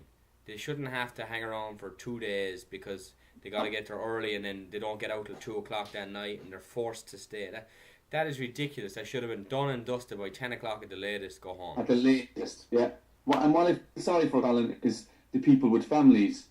You know, say if I was competing now, I'm sure Emer and Ben would have been there. And I mean, Ben at 12 o'clock at night, he would have just been asleep in Emer's arms, and it just would have been messy. It's so bad for Emer, so that Ben wouldn't have getting to see his dad on stage. And I seen this scenario there, like, and I seen two young guys, and they were shouting for their dad during prejudging. You know, it was cute and it was great to see. But then, like, at night time, the dad, I think he was in the 90 cap, the under 90, so he wasn't on until about 11:20, half 11. And the two young boys were asleep, like, they were up on the balcony, they were fast asleep on top of their granddad, like. And I mean, it's, I don't know, I mean, to me, no, it might be a big issue in my head, and to other people it mightn't mean anything. Well, I'll tell you what now, you know what that's going to do? It's going to discourage guys from competing, because you're going to have guys who are in the first timer category, and they're going to have their families, their wives, their kids, whatever it is, and they're going to complain and moan and say, this took so long, we had to drag all the kids here, we had to spend an extra night at the hotel, we couldn't drive home, or, oh, I missed work the next day, or whatever the case was. There's going to be so much bitching and moaning, and understandably, of course, that the competitor, be it the husband or wife, is going to say, oh, look, I won't do one again because it's too much hassle. Yeah, exactly. Or, what's even worse for IBBF, because I was at the NABA show, just flowed. Yeah. Flowed in the morning, flowed in the afternoon, and they were done. You see, I would imagine part of the problem here is that they did get so many athletes, they weren't expecting that overload, but you know what? If they can run off 800-900 athletes here in the States in one day, why they can't do 140 in Ireland in one day, I have no idea. Exactly. Well, literally, you will have 800 athletes go on stage in one day at the USA's here, it's the national championships. In Ireland, you can't handle 120. It's insane. It really is, like. God. And I mean, can you imagine getting into your car now at 12:30 at night, having to drive to Carlow, and you're not getting home till 2:30, 3 p.m. or a.m. I should say. I mean, you're going to sleep in the next day, so the next day is pretty much gone. If you have any plans, you know, it's already a long enough day. I mean, for the guys working there, like me and a few other guys that were there, it's just the longest of days, like. Yeah. To have no water, it was just a complete and utter mess. The signs, the slowness of the competitors. You know, there was one lady, she was actually drunk on stage, she was stumbling. What? Yes, I was talking to her backstage, and I thought maybe she's just nervous or something, but the more I talked to her, I was like, she is absolutely locked. This is not right, like. And she was at the side of the stage, and she's going left, falling left and right. And I was at the other side of the stage, but I could see over, and I'm like, hope they don't leave her on. I hope they don't leave her on. It's not right. And God knows they left her on, and she would pose, like. Oh, and it was the video. It was definitely alcohol, posted, right? You'd see it, and it's an absolute embarrassment. And it was definitely alcohol. Oh, absolutely. Oh, absolutely, like. I'm looking here at a picture of the stage that Noel Cullinan tagged us in. Thanks very much, Noel. You got, I don't know who's on stage. There's 6 guys are going through the mandatories, and I'm looking at the signage. And you got the vitamin shop. Yeah. Either side, which is fine. They're on eye lighting, and then you've got some gorilla wear and something else, and then of course you got the big RIBBF poster way up top. I mean, way up top. And for most of the pictures that I'm looking at with Kai Green, and again thanks to the guys who tagged us, I can't actually see that poster. All I see is the background. That sign is up so high in the air, it's ridiculous. Yeah. And then for it to be misspelled as well. God, whoever made the sign, not the RIBBF, whoever actually printed that sign should be shot. Yeah. And then maybe the guys didn't pick it up until that morning or something like that, and they were hoping no one would notice. And I know these things happen. You can misspell stuff. Oh, yeah. But I mean, if you notice it, you take it down. Because of the actual word anal, it couldn't have been any worse if you tried. I know. Yeah. The National Anal Championships. Yeah, that's ridiculous. I was expecting Ron Jeremy to come up on stage, Oh. Yeah, but I mean, I'm just looking on Facebook here now, and one of the guys from Iron House Gym, he's actually Mr. Ireland from the NABA, and he's just saying, like, he's travelled abroad so many times to see lads compete in shows all over the place, all over Europe and all over the world. And last night he said he was falling asleep, and he left before the 90 kg class and Kai Green, who was the people he came to see, because he hadn't eaten since 7 o'clock, and it was 11:45. Imagine that now. It was 11:45 and he hadn't seen the over 90 heavyweights or Kai yet. And he had to leave because he was out of sheer hunger. Like, I hate saying this now because I'm no better than them anyway, but they shouldn't have gone into the classes. Maybe a classic category or novice or something, you know what I mean? Yeah. Because they were just way out of their depth. And I felt sorry for them, you know what I mean? Because they mightn't have known. They might go, well, I need to go on classes, don't I? They mightn't have known they could still do the novice. They mightn't have known they could go into the classic category. Oh, it's just, oh my God. It just made a mockery of the whole lot. It really did. And going back in 2011, when I went up to see Ronnie Coleman that time, I know I'm kind of ripping on the RIBBF now at the moment, but there was the big sign. There was a huge sign in the background on top of it covered the whole curtain, right? Mm-hmm. And it was National RIBBF Championships, and it had 2010 and it was 2011, like. Oh yeah. And they had loads of bits of paper, A4 paper with marker, and they sellotaped it on afterwards when they realised. That's it's just, I mean. Yeah. Emer mentioned to me, like, because I was raging about this and how bad it was set up. And Emer was like, why don't they get, like, an event manager or something to organise it? And run it through them, and leave the judges do their judging, and leave Mick do his emceeing, and leave everyone else do whatever they're supposed to do. Do you know what I mean? Yeah, you see, that would make sense, have somebody in the background just doing what they do. Obviously, they need to know what they're doing, but look, part of the problem comes here when you've got the late check-ins and you've got guys saying, oh, I don't know if I'm going to compete, maybe I will, and then they show up the morning of and they announce, yeah, I'm going to be on stage. If you've got 40 guys who do that and you're expecting, say, 60, suddenly you've got 100 people. It's nearly 50% more than you expected, and you have to allow time for that and the hassle for it, and they have to make a deadline. They have to cut it off at least a week before whatever it is. And if you're not in, you're not in. Forget about it. That's it. Because the judges and the organisers have to know how many people are going to be there. But that's the thing, you see, money talks, Colin, and you can see there was people writing with like markers on top of their numbers. You know what I mean? Yeah. So maybe they had 130, and all of a sudden then there was a marker saying 141, 136. And I mean, people came that morning. I know this for a fact, and decided to compete that day. Jesus Christ! And they were allowed. Like you say, you should be like maybe 4 weeks before qualifying. That's it. You have your choice, because you can't do anything in 4 weeks anyway. you have that choice. You're either dieting for it or you're not. Yeah. You see, that stuff kind of bothers me, and well, I won't say kind of, it really does bother me. And I know, look, you can say, oh well, it's once in a while, it's this and that. There's one national show per year. You've one chance to get it right, and the last 2 years they haven't got it right. Yeah. You know, like again, just hire, like you said, hire someone, or like Emer said, hire someone whose job it is to make sure everything runs smoothly. And if it doesn't run smoothly, they don't get paid. Exactly. Simple. Absolutely. Simple. I'll take the responsibility. I'll gladly fly me home for the weekend. I'll go home. I'll gladly take on the organisation of it. I'll say, right, this is this. If you're not ready to go athlete number 15, Billy Joe Blogs, at whatever time I call your name, you're not going on stage. I'm not hanging around and at delaying shit. If your music doesn't work, that's your problem. I don't care. You'll go and you'll post to no music. You gotta bring music that works. You gotta be on time.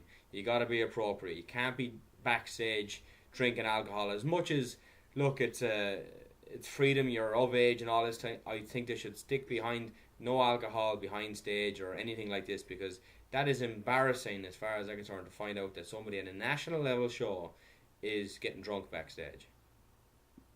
Getting drunk, like that's it. Simple. And I mean, what's Kai Green? Kai Green knows obviously all the other pros. And I mean, I know money talks at the end of the day, but Kai Green, he left, and the guy, I could see it. I was talking to him backstage. He was fucking shattered, absolutely shattered. No, so was I, but he was bait tired, like, yeah, because he was getting on stage to do all this at about 12:10. Yeah, it's ridiculous. I mean, the guy was like unbelievably tired, like, and I don't blame him. I mean, I can't ever see him coming back, like, to be honest. I really can't. I suppose if the right money is there, he will, but oh my God.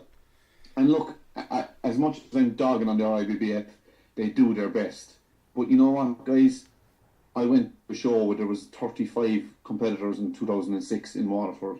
Total competitors. Now there's 139 yesterday. It's time to move on. We have to change. We have to change with the times. It's busier. There's lots more athletes. There's lots more people coming to the shows. There's a lot more to think about now than there was 6 years ago. You have to go with it, because they've stayed the same, Colin, and everyone else has moved forward. Craig, here's another thing for you, right? We mentioned this about 10 episodes ago about lack of websites, right? Yeah. Oh my God! Don't even start. Now, just today before we came on here, we said we'd try and get some full competitor listings in terms of who placed where and what categories and this and that. We can't find them. Now, it's 24 hours post the event, whatever, fine. But the fact is, there is no website. There is literally no RIBBF website. There's a Facebook page, which I have to say, it took about 4 months, I would imagine, for Mick Bullman to accept our friend request. And look, it's his choice to be friends with whoever he wants to be. But somebody posted an image or posted a link and said, here you go, here's a poster to the George Farah seminar. It's Hans Vogel. Here's a poster to the George Farah seminar, or a link to it. I couldn't click on it because we were not friends with him. And I said it on Hans's picture. I said, Hans, thanks very much for the link. It won't work as we're not currently friends with Mick. We did ask to be, but we haven't been accepted. It's been whatever. It's been a couple of months. Literally, Craig, within about an hour of me saying that on Facebook, boom, we were friends. Now, really? Yeah, literally. So somebody is paying attention somewhere, but not enough to care until they realised they weren't getting promoted. And do you know what? Like any business, the hardest place to hit any business is in their pocket. Now, I want the RIBBF to succeed as much as anybody, and I will do anything. I will give them, if they ask me my advice, which they probably won't, I would definitely give my advice, my 2 cents, and I'd help them. I physically, absolutely help them on the day to run a proper show. Yeah. But the way they're going about things, they're going to push people either to not compete because it was such a shambles, or else they'll push them into the hands of the NABA. Because if people go to the NABA show and they go to the RBBF show, the difference in the two shows, how it's run and how fast things get done, unbelievable, like. Unbelievable. Well, much different. Let's just hope that the lesson is learned and that next time around it's a little bit better run. But we'll get moving with the actual competition itself, will we? Alright, so I might as well get started with the first timers. And our first timers winner was Herman Rodriguez. First timers category, very tough standard. It's probably not being too biased or anything, but it wasn't maybe as hard as in Waterford. Maybe, I don't know about standard wise, it might have been better, but the fact that there was 32 of us in Waterford and I think there was only 12, still a lot in the first timers. So, but Herman Rodriguez, and to be honest, he probably did deserve to win. But that was a very good standard for first timers. In the novice category, we had Paul Morgan coming up in first. Again, I probably would have given Paul the win as well, to be honest.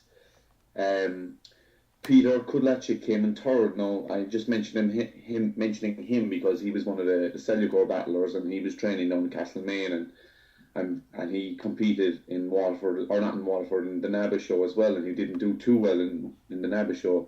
So it's great to see him progressing anyway, which is fantastic in fairness. And Paul, like I said, deserved his first place. Absolutely deserved his first place. Coming in first in we did just the novice, sorry.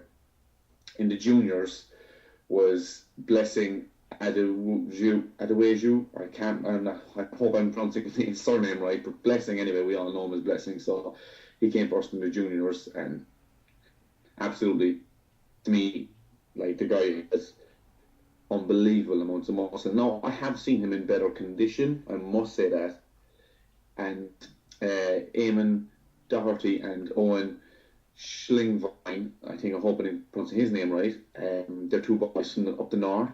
They came down to compete, and they were very happy to get second and third, but they ran Blessing really, really close. These two boys have a bright future as well, and I think they're trained by, is it Dave Fox? Do you know him? Have you heard his name? Yeah, I met him in at the Olympia a couple of weeks back. I met him. He owns Pro Gym in Derry, I believe. Yeah, that's right. Yeah, that's so he was, the boys were training him, or he was training the boys, like, so in good hands there, you know. Yeah, absolutely. Who else? No, that was the juniors. Blessing won that, and like that. No, Blessing did deserve it, I think, as far as muscle mass go, but he wasn't the most conditioned, and I have seen him better. So Blessing, if you're listening, definitely need to improve. Them boys are right on your tail, like. In first place in the classic category was Igor. I can't even try and pronounce his surname. I think it's Cedarchuk or something. All right, but we leave it at that. He'll know what I'm talking about anyway. In the classic category, and that was a very tough category. The classic are kind of probably a little taller. Well, I wouldn't say a little taller, but they're more streamlined physiques, we'll say. More aesthetically pleasing physiques, because there's a height to weight ratio that they need to be, which isn't too bad. Like, so that's pretty good. Who else? In bikini, we had Nicoletta coming in third place. Nicoletta, and we had Jenny Mabry in second, and we had Renata in first. Now, the bikini category was the first bikini competition in Ireland's history, and there was 16 of them, I think, as far as I know. Again, absolutely deserved, to be honest, to Renata. I think she did deserve it. It was lovely to see Nicoletta in bikini. She was much softer, but I think it suited her a lot better, if I'm honest. Now, Craig, when you say Nicoletta, you mean Nicoletta Kieran from Carlow, yeah. Right? Yeah. That's a big drop down from the amount of muscle she used to hold. There you go. Yeah. But I think it suits her better, Colin. Well, I do honestly think it suits her better because, and look, to be honest, she only had a baby a few months back, and to compete in a bikini competition with a new baby, like, to get on stage is immaculate. To come in third, like I said to her in the interview, was incredible, I thought. Do you know what I mean? Yeah. Absolutely incredible. And now, Craig, when you're talking about the bikini categories, we'll go back to the men in a moment. Yeah. Is it similar, or is it near the standard of the NPC here in the States, or what are we looking at? I'll be honest, it's not. Is it a different structure altogether? I mean, how can I say it? All right, well, I suppose this is going back to probably ribbing on the IBBF again, but the IBBF, when Mick Bullman asked for music, he asked when the bikinis, when the bikini girls come up for their individual things, he said that, okay, can we have some music, something nice and soft and low, and that's how he actually put it on the microphone, and the music was like something out of Titanic. I mean, and the girls were trying to do like, you need something with a bit of a beat to it, so they can actually pose to it, and you know they can do their thing to music. You know, it was just, oh, it was awful. It was kind of cringeworthy. I was kind of wanting the DJ, but look, he was only doing what he was told. Yeah, it wasn't his fault. But these, I suppose, look, these are learning curves, I suppose, for everybody. Yeah, I wasn't happy with the music. Some of the girls were really, really good. Some of them were not bikini, but I'll put it that way, I suppose. So now, when you say really good, do you mean that they were showing abs, or they were what? Yeah, well, yeah, there was a lot of them that were like pretty close to abs, but how can I say it? Like, there was no like really rock hard abs in the bikini class. That was more the body fitness. You know what I mean? You see, that's what bothers me is, so far you've gone through probably 5 categories, and you've another 6 or 7 to go. Yeah. There's just too much. There are too many options for people to take. I think they need to be either fitness, figure, bikini, bodybuilders, and that's pretty much it. You know, I hate having body fitness and bikini and figure and physique, and it's just too confusing. It's too hard to see what you're trying to look for. I don't understand why there's so many categories. I agree. I'll be totally honest. I agree. Absolutely agree. I suppose, look, it's giving everyone a chance, I guess, you know. And if you have 139 competitors, the only way I can think of is if there's only 6 categories instead of 12, there's going to be a lot more people in a lot more categories, or a lot less categories. I know it's the same amount of judging that has to be done. I know, but like, I mean, these people are not kids, you know. It's not a matter of everyone gets to play. You know, the best should be the best, and you know, if you're not good enough, you're not good enough, and unfortunately, most people are not going to win on the day because only one person can win from each group. But I think they need to narrow it down. I understand weight classes in that, fine, it's nice to have a 70, a 75, and 80, but I don't know. I mean, it must be very hard to be the guy who's 90.1 kilos and realise you got to go into over 90 category versus the guy who's 89.9 and he fits right in under that 90. Yeah. But that's part and parcel of what it is. You just gotta get in the condition that you need to be in shape, or you gotta get bigger to compete. Again, you've got so many people complaining and saying, "Oh, I wish there was this category and that category." And if we pleased everyone, how many categories would there be out there already? You know, it's just. Yeah, I suppose looking at it from a business perspective, the more competitors they have, the more money they make. Yeah, you see that. The more families that come to see them, the more money they make. They sell out the arenas, the more money they make. Whereas if there's 30 competitors as against 140 competitors, and I totally agree with what you're saying, Colin. I absolutely, totally agree with it. There's a lot of guys that were competing, let's say, in the classic category or in the novice category, and they shouldn't have been competing in the under 80s, under 90s type of a thing. You know what I mean? Yeah. If they went into that category, they would actually be embarrassed. You see, yeah. Again, it's like they're doing it to, I would think, to kind of give someone an option, but I'd say more to the point is to give someone, or to give the IBBF or NABA or whatever organisation money. You know what I mean? Here's the other thing, right? Let's say if you had 4 categories, do you think there would have been less people competing, period? It just would have not as many people would have entered. Absolutely. You see, that's my problem with it. All of these people are going in there expecting that they're going to win or place top 3 or whatever it is. You know, unless you're the best guy in the country at that body weight, you should be happy enough to go in and just be better than your last performance. To go in there and say you're disappointed to take 4th or 5th, and if it's your first show, I mean, 4th or 5th in your first show is absolutely fantastic as far as I'm concerned. You know, just getting on stage is the achievement, and for most of these people, they know going in they're not going to be winning the show. And there's other guys who are delusional going up on stage and, you know, they're standing there thinking, oh yeah, I'm the big man and everybody at the gym says this and that. And look, you're nowhere near the standard that you need to be. Or simple mistakes. I'm looking at a picture here and I'm not going to say who it is, but you'll probably remember who it is. There's somebody in one of the weight categories who must never have seen a tanning bed or any tanning lotion for the entire... I know who you're talking about. Yeah. I mean, that's just ridiculous. That's... Like, you could... man. To me, that's very frustrating. That is extremely frustrating. Now, if he forgot 10, if he lost his 10, something. I mean, surely he'd have got there and go, oh man, I've no 10 on. If that happened to me and I forgot my 10 or I couldn't get my hands on any, I'd go straight to some salon and get a fake 10 thing. Yeah, get a spray tan or something. Give it something. Because the thing I'd get a spray tan if nothing else. Do you know what I mean? Yeah, because looking at the picture that I'm looking at here, the guy hasn't got a bad physique. You know, he looks like a milk bottle. I mean, he needs to tan up, and I guarantee it hurt his placings. I don't know where he placed, I don't know who he is, but I guarantee you if he had been tanned up, he would have looked a hell of a lot better and done better overall. Yeah, and again, look, I suppose when we're nitpicking at bits and pieces, posing, guys, for the love of God, it's part and parcel of our job. If you're going to get up on stage, at least pose and to show off your... I mean, you don't have to be Kai Green. I mean, just be able to pose and show your best attributes and hide your flaws. I mean, it's a buddy of mine, like Gary, you know, he was in the novice category. Now, he weighed in at 104 and he was peeled to the bone, right? Mm-hmm. He didn't place in the top 6 and he came second last time out in the novice category. But this time out, he didn't come in top 6 and I thought he was in better nick. What did he do wrong?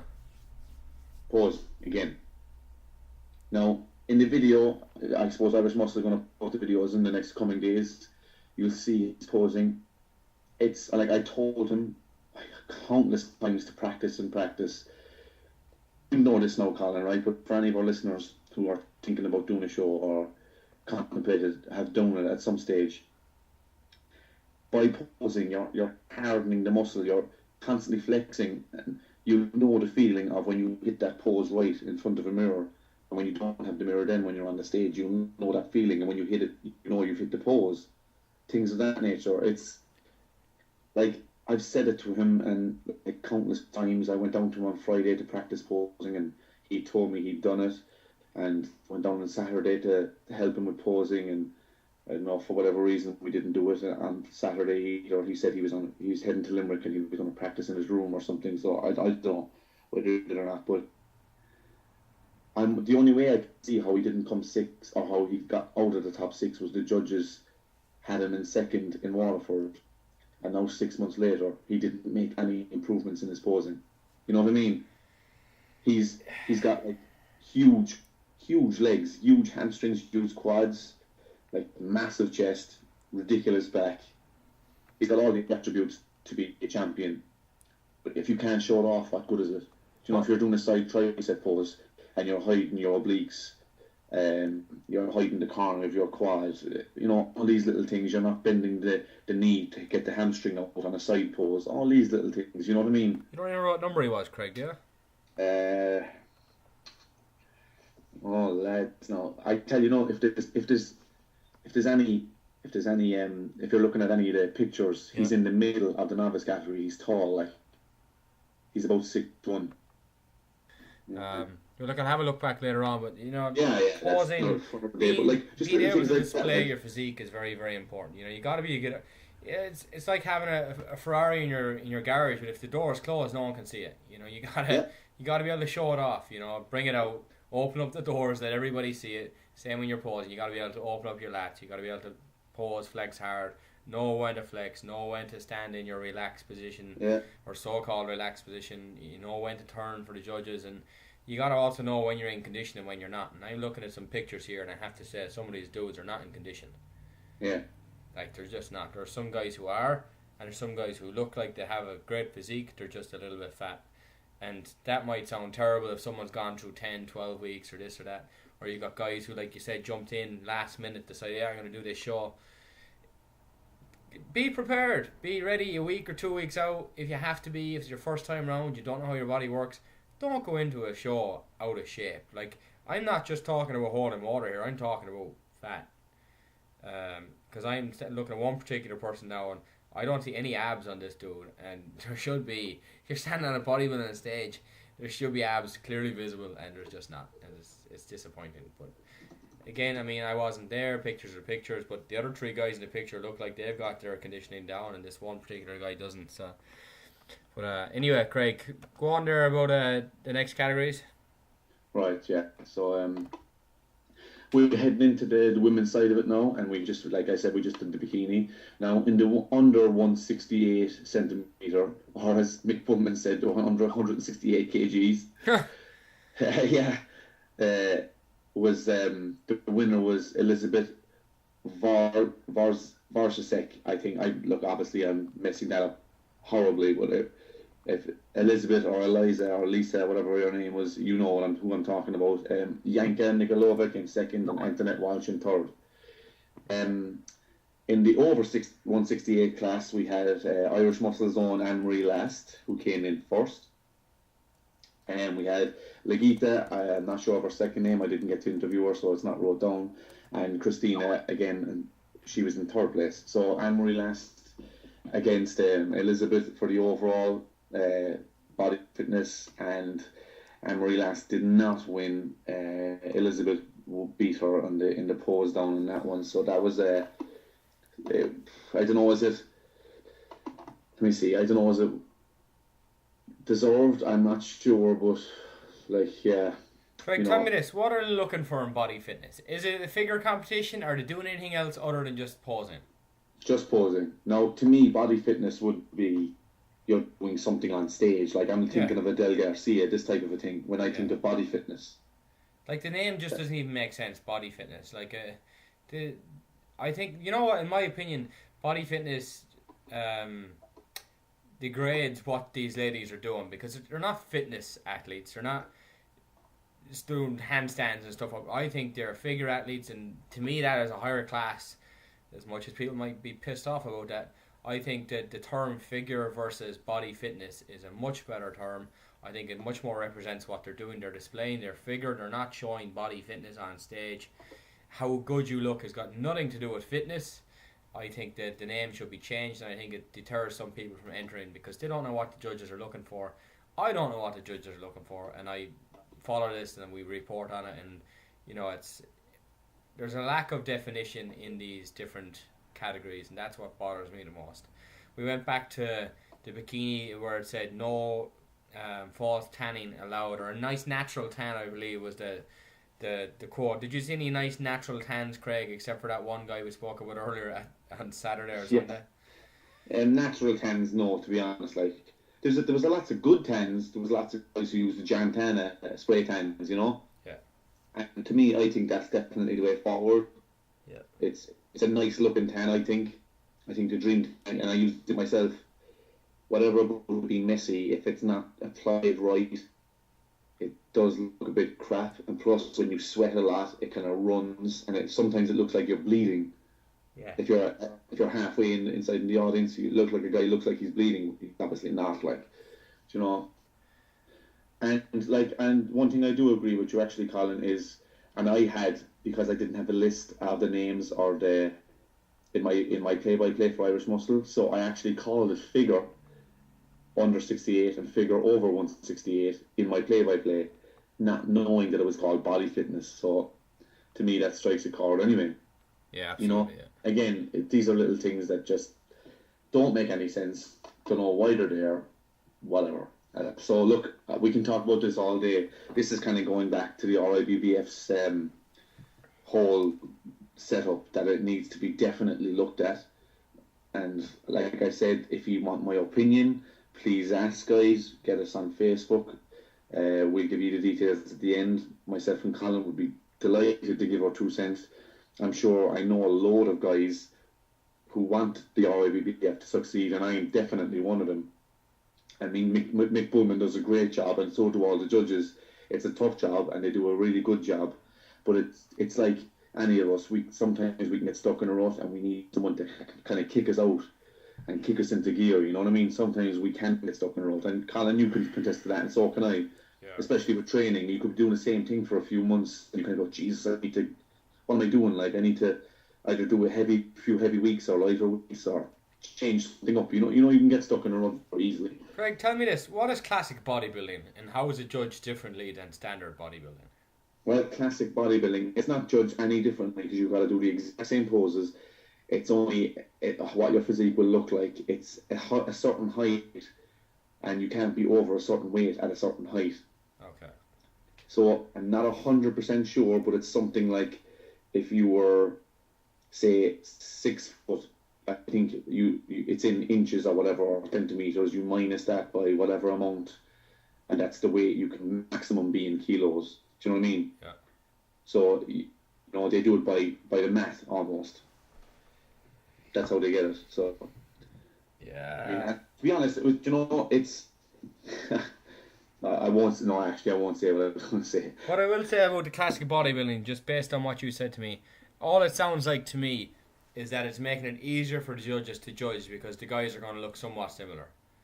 That's exactly it. They're very, very similar physiques on stage. Very similar. And you could have a guy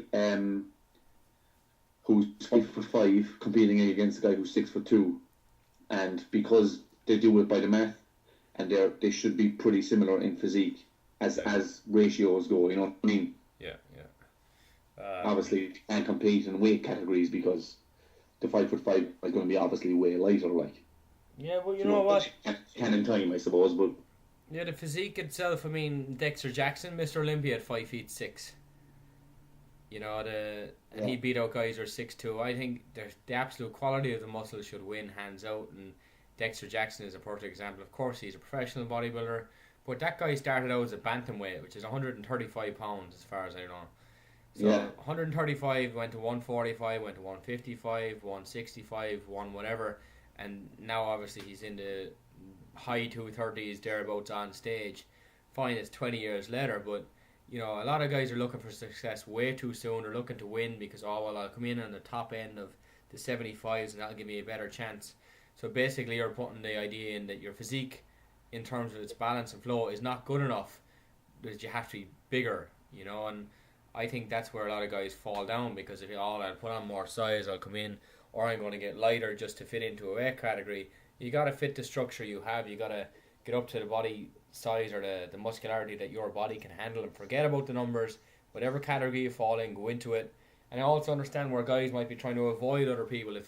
If Mick Johnson, whoever the hell he is competing in the 75s and up, under 80s, let's say, and he's in fantastic shape, 4-time champion, and you could make in the under 75 category, chances are you're going to try and do that. But for me, I would like to compete against the best guys, and if I'm going to win, I'm going to beat the best guys, not be happy to win because only 2 guys came in my category and I managed to beat out some fat dude. You know, the challenge is to get on stage. After that, it's to be better than you were before, and after that, it's to start placing higher and to win. I think too many guys are looking for a quick fix, a quick win, to be able to go home and say, oh yeah, took first place in Mr. Ireland. So who cares? You know, to me, it's not about bragging rights. It's about a personal sense of achievement to say that, yes, I did this, I achieved this. You know, it was my hard work and my dedication. Fine, you might have some support from families and trainers and gyms and friends and whatever else, but at the end of the day, nobody else is lifting that weight for you. Nobody else is dieting. Nobody else is doing the cardio. Yeah, it's personal achievement to me. It's not about the trophy to show off. It's the trophy to show that you were successful in your endeavour. That's my opinion. Yeah, I actually totally agree. To be honest, I totally agree. And going back to the classic category, all right? The classic, I do like the actual category. I really do. I do like the category because, to me, it shows. Most of these guys have very, very nice symmetry. Do you know? Yeah. So to me, it's a good category, and I like it, and I think it should be kept in there definitely. Did you see any of the bikini girls, Colin? Did I see? I actually did, and I wasn't overly impressed, to be honest. Okay. Now, to be honest, I have to say I thought the standard was higher than I originally thought it would be. but it's still not national level standard. And now, again, it's the first year that they've put it in there, you know, so it is what it is. But here's my question. How do you qualify for the nationals, Craig? You just show up. You just show up? You see, there's another problem with it, as far as I'm concerned. Yeah, again, that's something I have an issue with as well. You know, the nationals should be the best of the best. They should have at least 2 shows with the RIBBF, right? At least 2. And then if you came on the top 3 or even the top 6, you can enter the nationals, I think. Yeah. You know, I totally agree with you there, Colin. Absolutely. Yeah, it's like...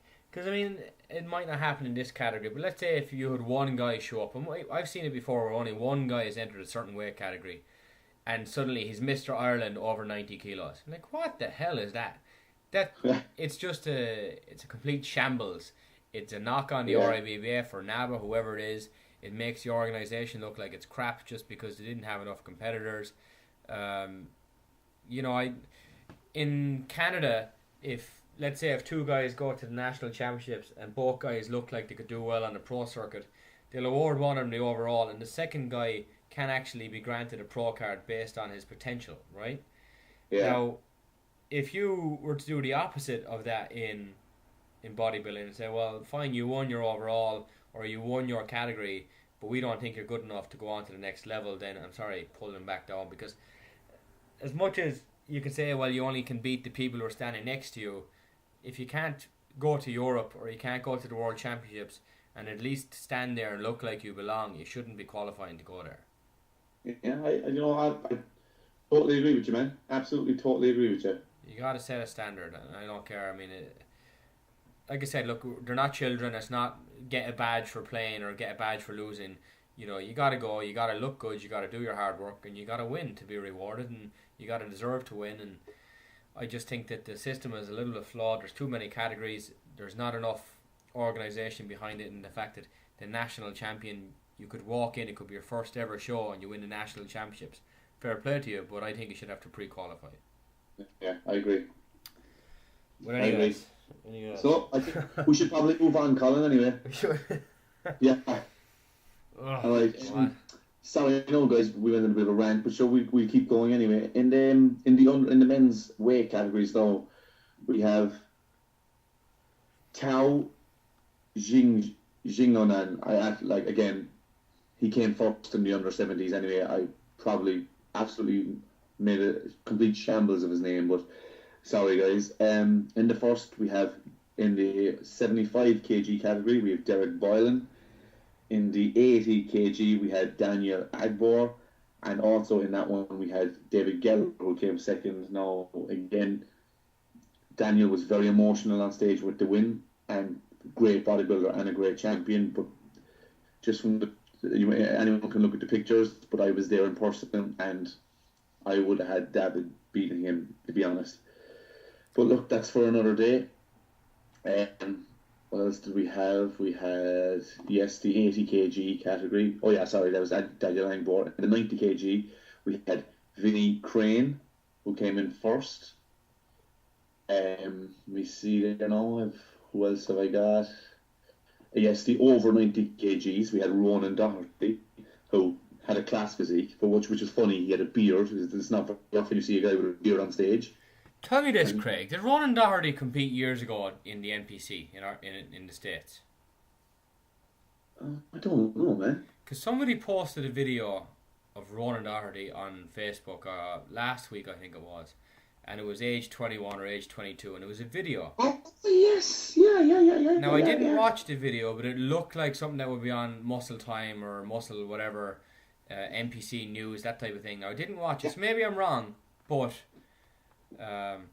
who knows? Look, I'll go back and check it out, but yeah, I did actually see Ronan. That sounds very familiar to me, Colin. Definitely great physique, big guy. I don't know how old he is now, but what class did he win, Craig, did you say? Yeah, over 90s, the heavyweights. And who took the overall? Now, the overall was Daniel Agbor, who won the under 80 kg category. Okay, and do you think that was deserved? Honestly, no blowing smoke up anyone. So if it was good or bad, I'm honest, I'd have had David Geller in the overall. The winner. Just as the winner. To be honest, I think for the muscle he's put on his frame, I just think it's incredible. You'll see, if you see the pictures of him next to Daniel, even though some of the pictures don't do both of them any justice, to me, he's only one winner, if I'm honest. Like, I mean, don't get me wrong, Daniel is a great champion, and if David Geller wasn't there, he did deserve it. Now, in the overall, because David didn't make it, I wouldn't have given it to Daniel Agbor. I probably would have given it to Ronan Doherty, if I'm honest. Yeah. I probably would have. It would have been a very good fight between Doherty and Geller for the overall for me. But look, I'm not a judge. What do I know? You know?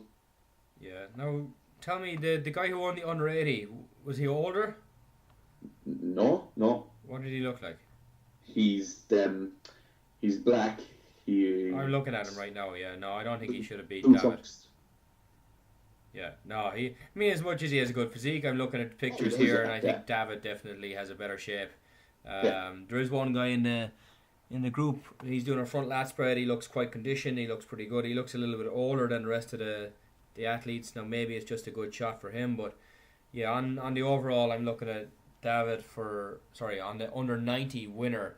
I would probably put David Geller as well, based upon the pictures at least. Outside of that, I'm not quite sure, but there's definitely a bit of a difference between some of the physiques in this category. There's some guys who look tall and lean. There's other guys who look like they've, obviously put on a lot of muscle. Then there's a couple of guys who are clearly out of shape. Again, I mean, your first show probably going in, and you're thinking I'll enter the under 80 category because I'm 79 point whatever, and I'm a monster at my local gym. You got to break out of the small pond and jump into the sea once in a while and see what other guys are out there, because you can be very easily confused or misled by guys in the gym who are going to give you all this, you look great and you look fantastic and you're strong, and who cares? You don't know until you stand next to these guys and you're posing trunks and put down whatever you have, and unfortunately most guys are not as good as they think they look. Yeah, I agree. So you have seen the under 80, have you? I'm looking at it right now, yeah. Oh, yeah. So I mean, like, what's your opinion? Who would you have winning that show? Honestly. Yeah, I would have had David to win the under 80s. Yeah. Now, overall, I don't know, because I haven't had a look at all the other photographs to match because I don't have names, but under 80s anyway, David, yeah, for sure. Yeah, me too. And pretty much a lot of the crowd by their reaction. But, look, again, we'll move on. We're really wrapped up with the show anyway, but what else can we say? How was George Farah, Craig, at the event? Did you get to see him or talk to him at all? Yes, we got to chat to him at the very end, and because I was working, I didn't get to go out and get the photograph signed and all the rest of the jazz that we usually would do, but because we were so busy. But at the very end, George Farah came out and he said a few words, and he got the crowd pretty wild up, because he went like, who here thinks Kai Green should have won the Olympia, and the place some bananas, like, Yeah. And he's like, we'll definitely do it, and we ain't going to stop trying until we get the win and all this kind of stuff. So it was, a bit of a thing, which was good. Like, again, he didn't say much when we were trying to get an interview with Kai, and we were very close to getting an interview, but George kind of came in and said, look, we're both under contract, me with MD and Kai with Flex, so we can't really do the interview with you guys. And we were like, well, what if we put like Flex and in conjunction with Flex Magazine and MD on the front of the video before we do it? How does that sound? And they, Kai was kind of looking at George as if like, I'll do it if you do it, kind of a thing. Yeah. But George was like, no, we can't, man. And we get into too much trouble, type of a thing. Yeah. So I can understand that, to be honest. Like, we basically pleaded, and after that, then we had a bit of a chat, and we were just shooting the breeze really of how I thought, and that he probably edged Phillies, but he needs a knockout blow to take out the champion and this kind of thing. And he was kind of going, you know what, thanks for saying that, man. That means a lot. All this kind of stuff. He's really chilled out, Kai Green, like extremely chilled out. Yeah, he is. Yeah. A fantastic poser, and I'd love to have him back in Ireland. I really would love to have him back. You see, if you could get him over here for a week and get him to go around to a few of the bigger gyms in town, and kind of just, you're probably not going to make money off it, but just expose Ireland to Kai Green, I think would be a bit of a shock. And have him. You see pictures of him in New York. You'll see him posing on, in Times Square and stuff like this. It'd be fantastic to have him down the centre of Grafton Street or, outside the GPO, standing up on the pillars doing some poses there. I guarantee you that the whole of Dublin City was shut down because they've never seen a black man as big in all their lives. You know what I mean? Yeah. It'd be crazy. But it'd be great, and you know what? I hope he does come back. But he must be looking at going. Obviously, he made a lot of money, but at the same time, he made a lot of money. He also was on stage after 12 o'clock. The poor man looked absolutely shattered leaving the arena. And I felt bad for him, to be honest. Well, I mean, look, like you said, he's getting paid regardless whether, he's probably had that happen to him on occasion before where it has taken longer than they thought it would or whatever else. And, what was he selling on the day? Was he signing pictures and selling them and DVDs and stuff? Yeah. Yeah, He was indeed. No, unfortunately, like I said, we were snowed under, so I didn't even have 2 seconds to shoot out. And when I did, I went to the bathroom. I was like, maybe I get to see Kai while I'm out here. The queue was just maybe 70, 80 deep. Nice. And I couldn't, because people were waiting in line for hours to see him, and I just couldn't do it, Yeah, no, that's good. I'm really actually happy that he was that busy because, sometimes guys are too afraid to go up to meet these people, and they shouldn't be because, they're just regular Joes at the end of the day. They're just 4 times bigger than the average man. Yeah. But, it's like you said, Kai, I met him, that's a couple of years ago now in Venice, and had a very brief conversation with him while he was at the gym, and he just seemed really relaxed and humbled, and, he was just surprised that somebody from Ireland knew who he was. And this was about 4 years ago, I'd say, before I left for New Zealand, and he genuinely was happy that someone went up, recognised who he was, said hi to him, and he knew that he had a fan on the other side of the world. And sure enough, now he's been to Ireland and he realised that he has thousands of fans back home in Ireland, and that can only be good for him. It can only spur him on, be it that he gets a bit of a financial kick from the event and selling his stuff so that he can, do whatever he has to do back home, or just relax a little bit more and paying bills and focus more on the hard work, because I absolutely love the guy's physique. I love his attitude. Yeah. I think he's the most interesting person in bodybuilding. Oh, yes. Hands down. Everyone else is, they are what they are. They'll either speak it straight or they'll avoid topics and whatever else. But, he's definitely a very interesting character, that's for sure. Being honest, Colin, it was like when I was chatting to him, there was no kind of starstruck thing, you know what I mean? I was talking to a bigger version of you. The conversation just flowed, do you know what I mean? Yeah. We were just chatting, and I knew him all my life, and just kind of, it was so easy, whereas it was, with George, it was a bit forced, but with Kai Green, it's he'd look you in the eye, and he'd really listen to what you're saying. Here's the thing that gets me. I couldn't imagine 2 more different people in the industry than George Farah and Kai Green. Yeah. George Farah, I told you when I briefly had a slight conversation with the Olympia after party, or not the after party, the morning after show, the seminar, the day after the Olympia, and he just came across a complete asshole. And maybe he is, maybe he isn't, but that was my impression of him. Whereas Kai Green, on the other hand, just seems, like you said, relaxed, mellowed out, chilled out, and just, goes with it. But I just couldn't imagine 2 completely different people to work together. Yeah, really did, yeah. I won't say George Farah was an asshole. He did what he did, and he chatted, he answered questions, but, it was very, expected answers type of a thing, you know what I mean? Yeah. Kai Green took the Ron Norman question when it was directed at George, Mm-hmm. which was interesting, because George wouldn't comment about it, you know what I mean? Kai said, I don't know, did you see the answer, did you? No, actually, I put it out on Facebook for somebody to ask, and I don't know if somebody who Well, read it was it... asked. Yeah. When was it asked? Was it asked at the seminar as well as Yes, at the... seminar, yeah. What was the answer, exactly? And basically, it was declined by George Farah, but Kai stepped in and took it and said, you'll always have, I'm paraphrasing here, but you'll always have guys, or you'll always have parasites will always try and step in and claim winning or claim their 2 cents on your success.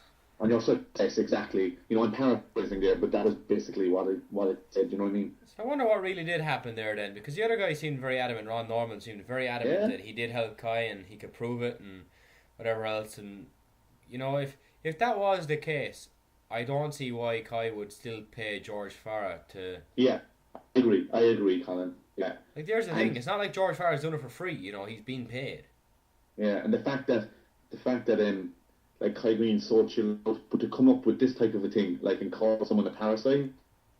Yeah, it sounds sincere, I suppose. Yeah. It's like, especially if it was anyone else but Kai Green, but the fact that Kai Green's so relaxed, and obviously it just kind of got to him, and he's been obviously not the first time the question has been asked in the last couple of weeks. Yeah. So. Oh well, I believe it was videoed anyway, so we'll get to see the seminar. Yeah. So looking forward to that one.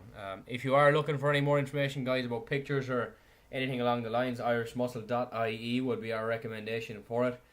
Pictures are going up as we speak, and if you want to talk more about the actual show itself, you can go to forum.irishmuscle.ie and we can have a conversation on there. And likewise, you can also come back to our Facebook page, facebook.com/Your Physique Radio Show, and we'll get back and forth about what you thought about the weekend. I do want to thank everybody for tagging us in photographs and keeping us updated and letting us know what Kai Green said at the seminar, because I did get a Facebook message back. So thanks, guys, for everyone who did respond, as we do rely on your help as well to keep the show moving and going forwards and progressing.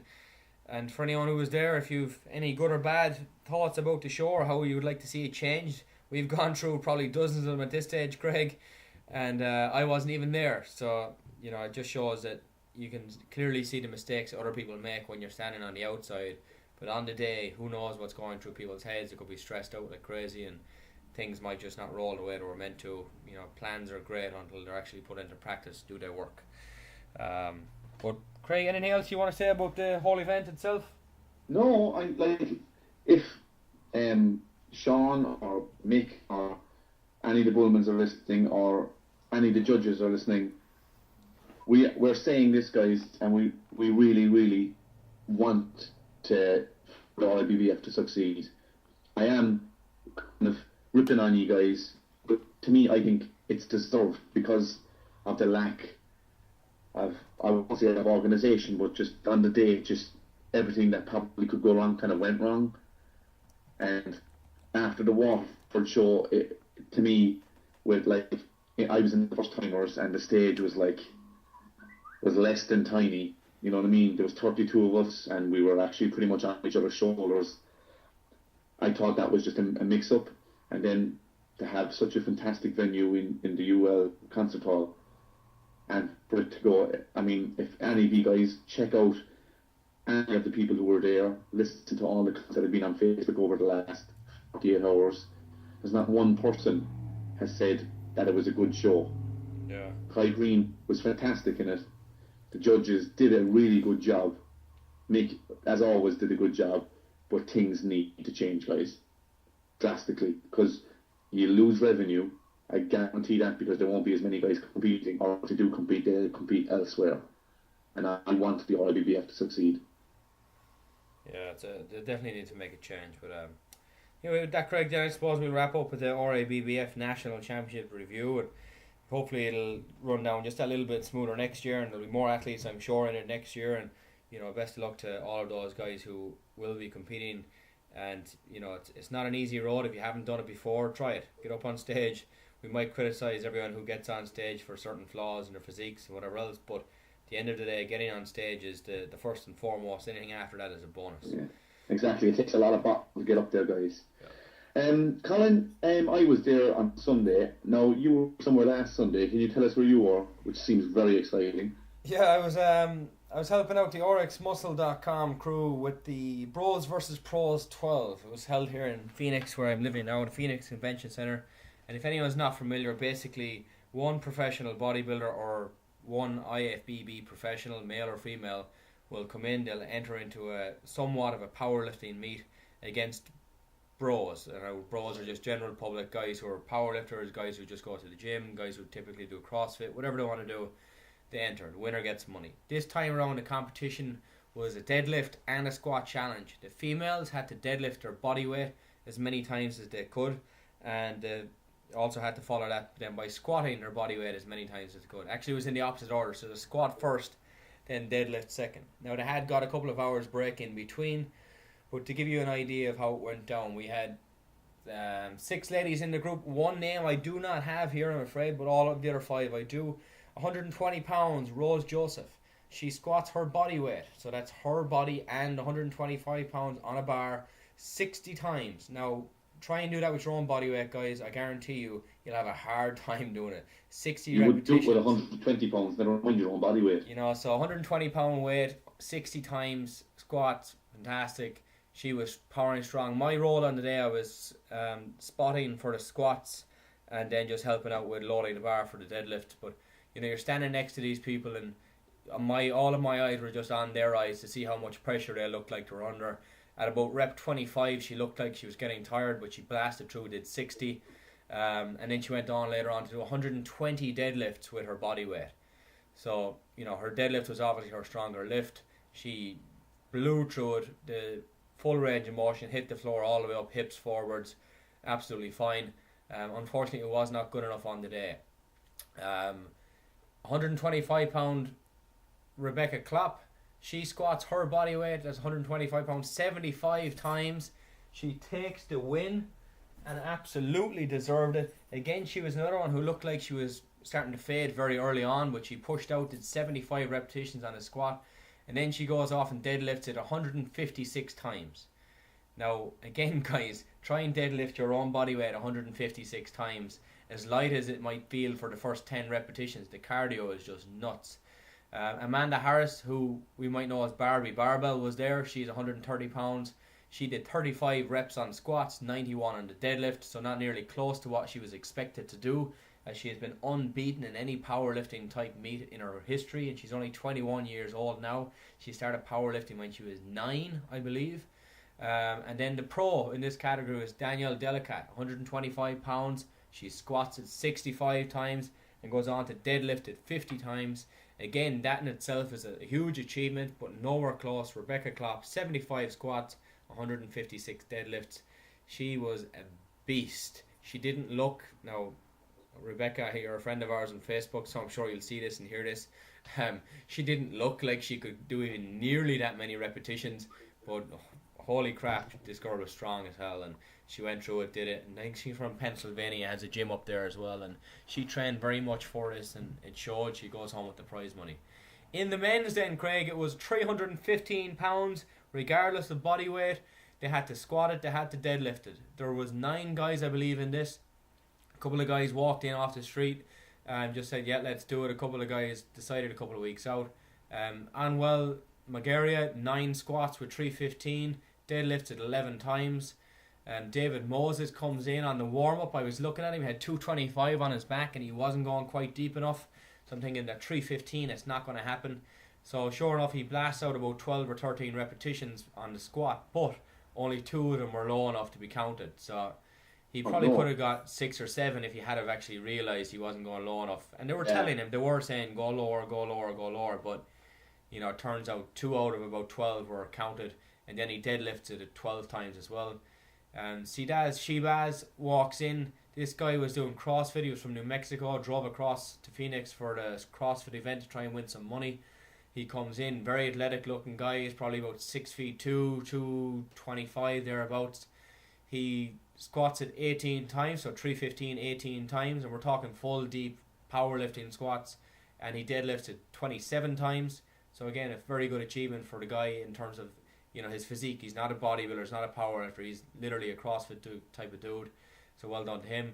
Blaise Belfort comes in, squats it 24 times, deadlifts 30 times. So the numbers are starting to jump up now. Seth Larson squats 13, deadlifts 25. And then the big boys come in. Frank Zebdoza, 43 squats with 315. And then he follows that with 35 deadlifts with 315.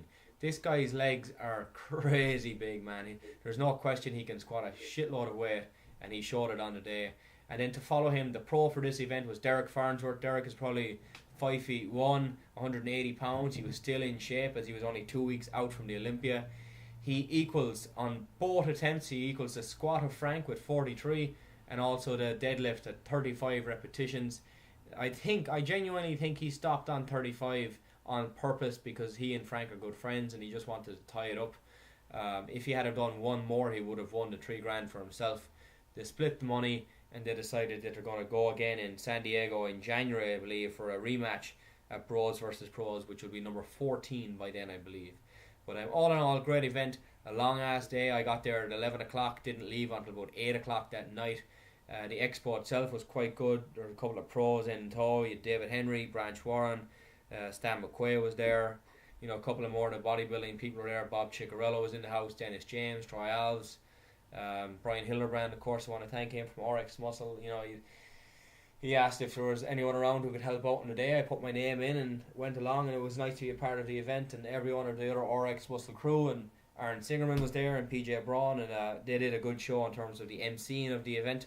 Craig, Bob Ciccarello was originally going to be the MC, and I believe just before he was about to go on stage, somebody from MD or wherever he's affiliated to now gave him a phone call and said, "Sorry Bob, you can't be affiliated with the RX Muscle crew, you can't do the event." So he had to pull out, and Aaron Singerman and PJ Braun did absolutely a fantastic job. They had a bit of fun with it. I didn't really hear much of what they were talking about as I was paying more attention to the actual athlete because I was spotting, but very, very good event. Definitely worth going to see. And you know, if you're close by or you would think about running one yourself, Craig, at your gym or any of the guys back home in Ireland, a squat and a deadlift challenge for reps, put 315 on the bar, see how many you can do, call it lifts fair only if they're fair, and guarantee you'll have a sore hamstring and sore lower back that next day. That's for sure. Craig, all in all, great event, definitely worth going, and I'll be there to help out possibly at the Olympia next year. So there's talk of a Bros versus Pros at the Olympia 2013, so that'll be a nice one.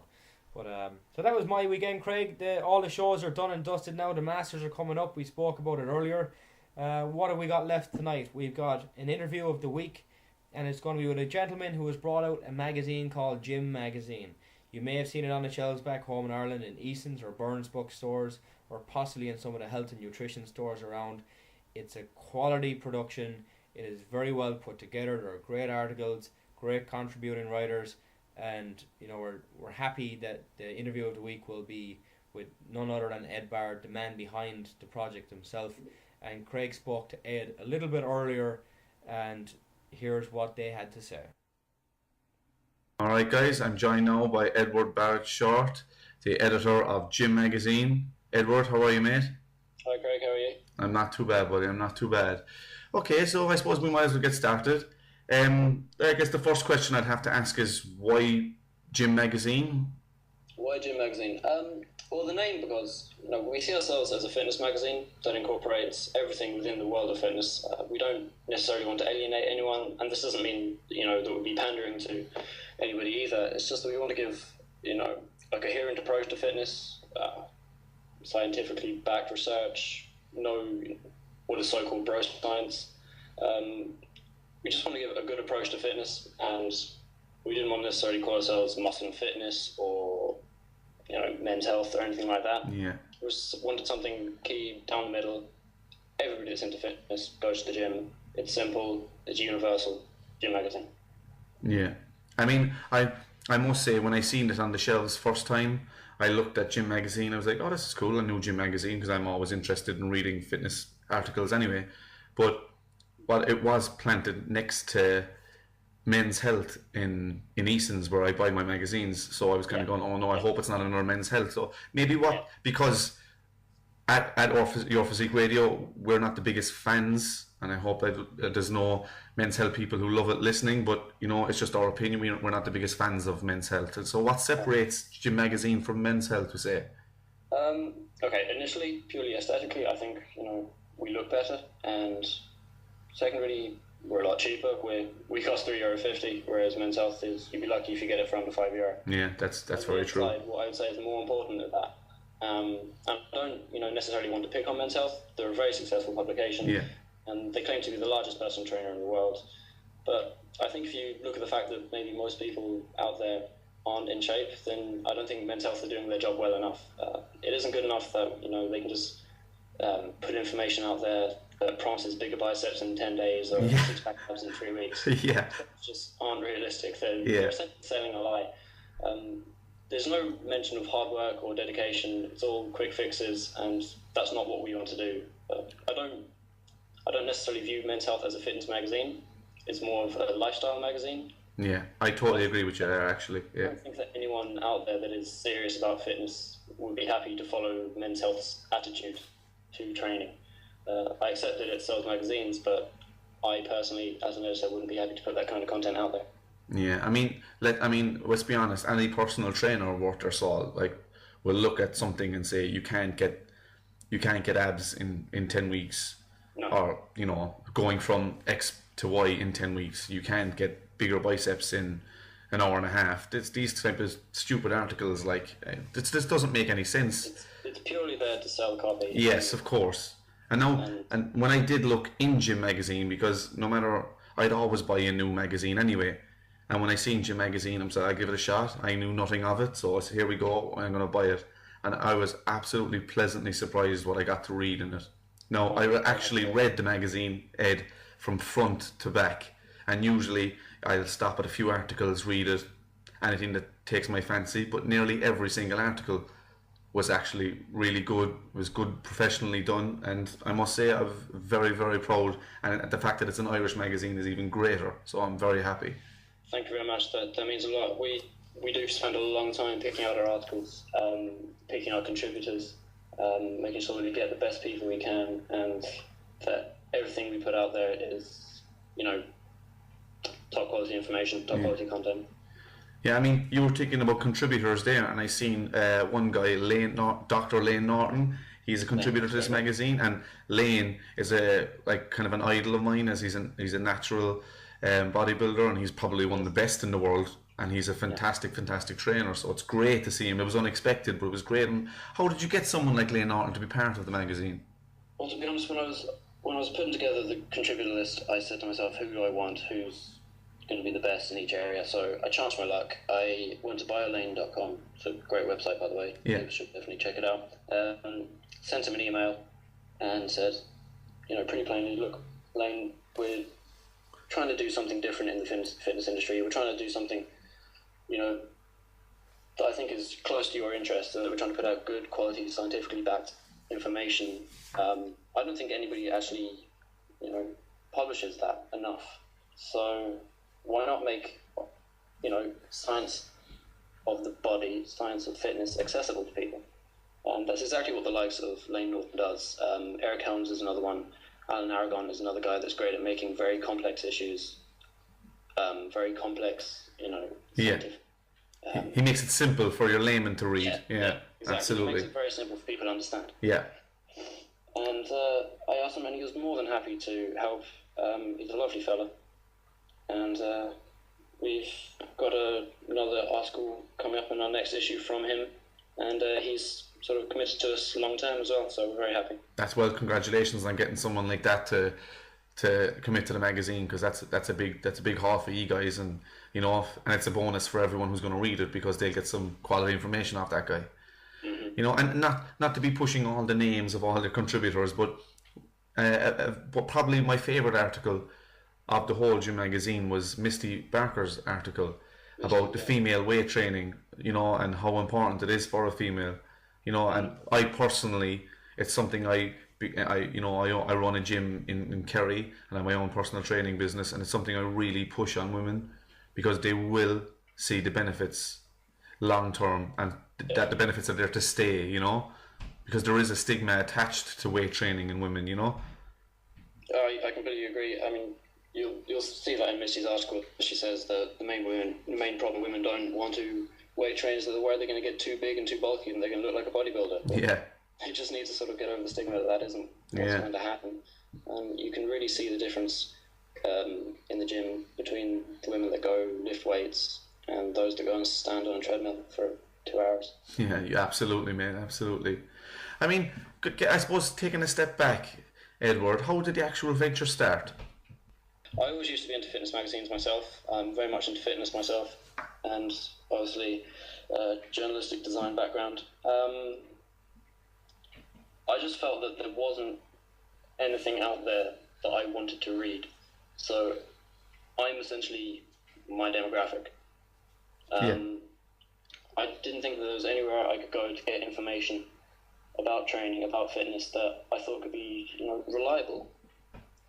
I'm not going to go read Flex. I'm not going to read Muscle Fitness. I'm not going to read Men's Health because I don't think the information is great, and I don't necessarily want to be a bodybuilder. Yeah. But we want to give information for everybody within the world of fitness, and there's definitely a market there. Yeah, I agree with you, because in fairness, the scope of your magazine, from runners, boxers, MMA, bodybuilders, it was such a vast variety of people you were aiming at, and it's great, because I suppose it's opening up for the public to buy your magazine, first of all for you guys, but secondly for all of us. If we pick it up, at least there'll be something aimed at us inside in it, which is great. And I would hope that anybody that picks it up for one aspect will find the others interesting as well. There you go, exactly, absolutely. And I mean, in our opinion as well, it was badly needed on the Irish market, not just an Irish magazine, gym magazine, but an actual, kind of what we touched on earlier on, an actual magazine with proper info that relates to everyone, because you're working during the day, you've got families. We're not all Jay Cutler or Ronnie Coleman. We're not all like Lance Armstrong. So, it's great to have a gym magazine that tells it how it is. And I mean, what does the future hold for the gym magazine? Will there be an online version coming soon, or an app or anything? There is indeed. We're sort of just focusing right now on keeping improving. I mean, I'm not sure if you saw issue 1, but the difference between issue 1 and issue 2, we think, is massive. Yeah. We've improved. We want to keep our standard of content up. We want to try and, develop and push ourselves outside of Ireland. We have our iPad and iPhone app for Apple Newsstand being released in January, and we're really going to try and take on our competitors in that market. Digital versions are definitely the future of the magazine industry, and we're confident that enough people out there want to read something that's actually good for a change. So definitely going to be pushing that.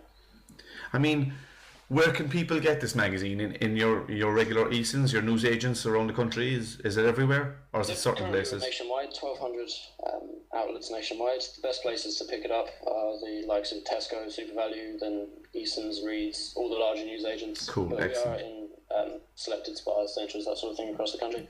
And we're also branching out into supplement stores, so you can pick it up while you're getting your protein. Excellent stuff, and that's actually quite a good idea. And something I want you to mention as well, the price of the magazine. When I bought it, I was very pleasantly surprised. Can you just tell people how much the magazine costs? €3.50. Now guys, if you've seen this magazine, if this was an American magazine, we'd be easily paying €7-8 for it. And I must admit, the actual quality of the paper and the quality of the print is unbelievable. I mean, I've had this issue 2 now nearly a month. The thing is, it's still in perfect condition. It's a really, really good magazine. And I buy Muscular Development, and at the odd time I buy Flex as well.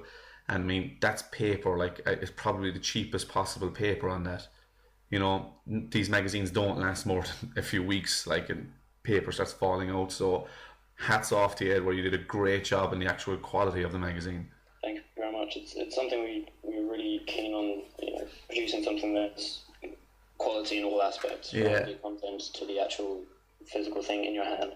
So we think our design is very good as well. We want to use the best quality paper we could, and I just wanted something that we could be proud of. Well, you should be proud of it, and guys, get out there and buy that gym magazine and you'll see why. I was recently up at the NABA Championships and the Nationals, and I seen on the stage you had a big sponsorship in the NABA. So how did that come about? Talking to Paul Byrne, said to him, listen, is there any way we can sort of get our name out there a bit more to the bodybuilding fitness industry in Ireland?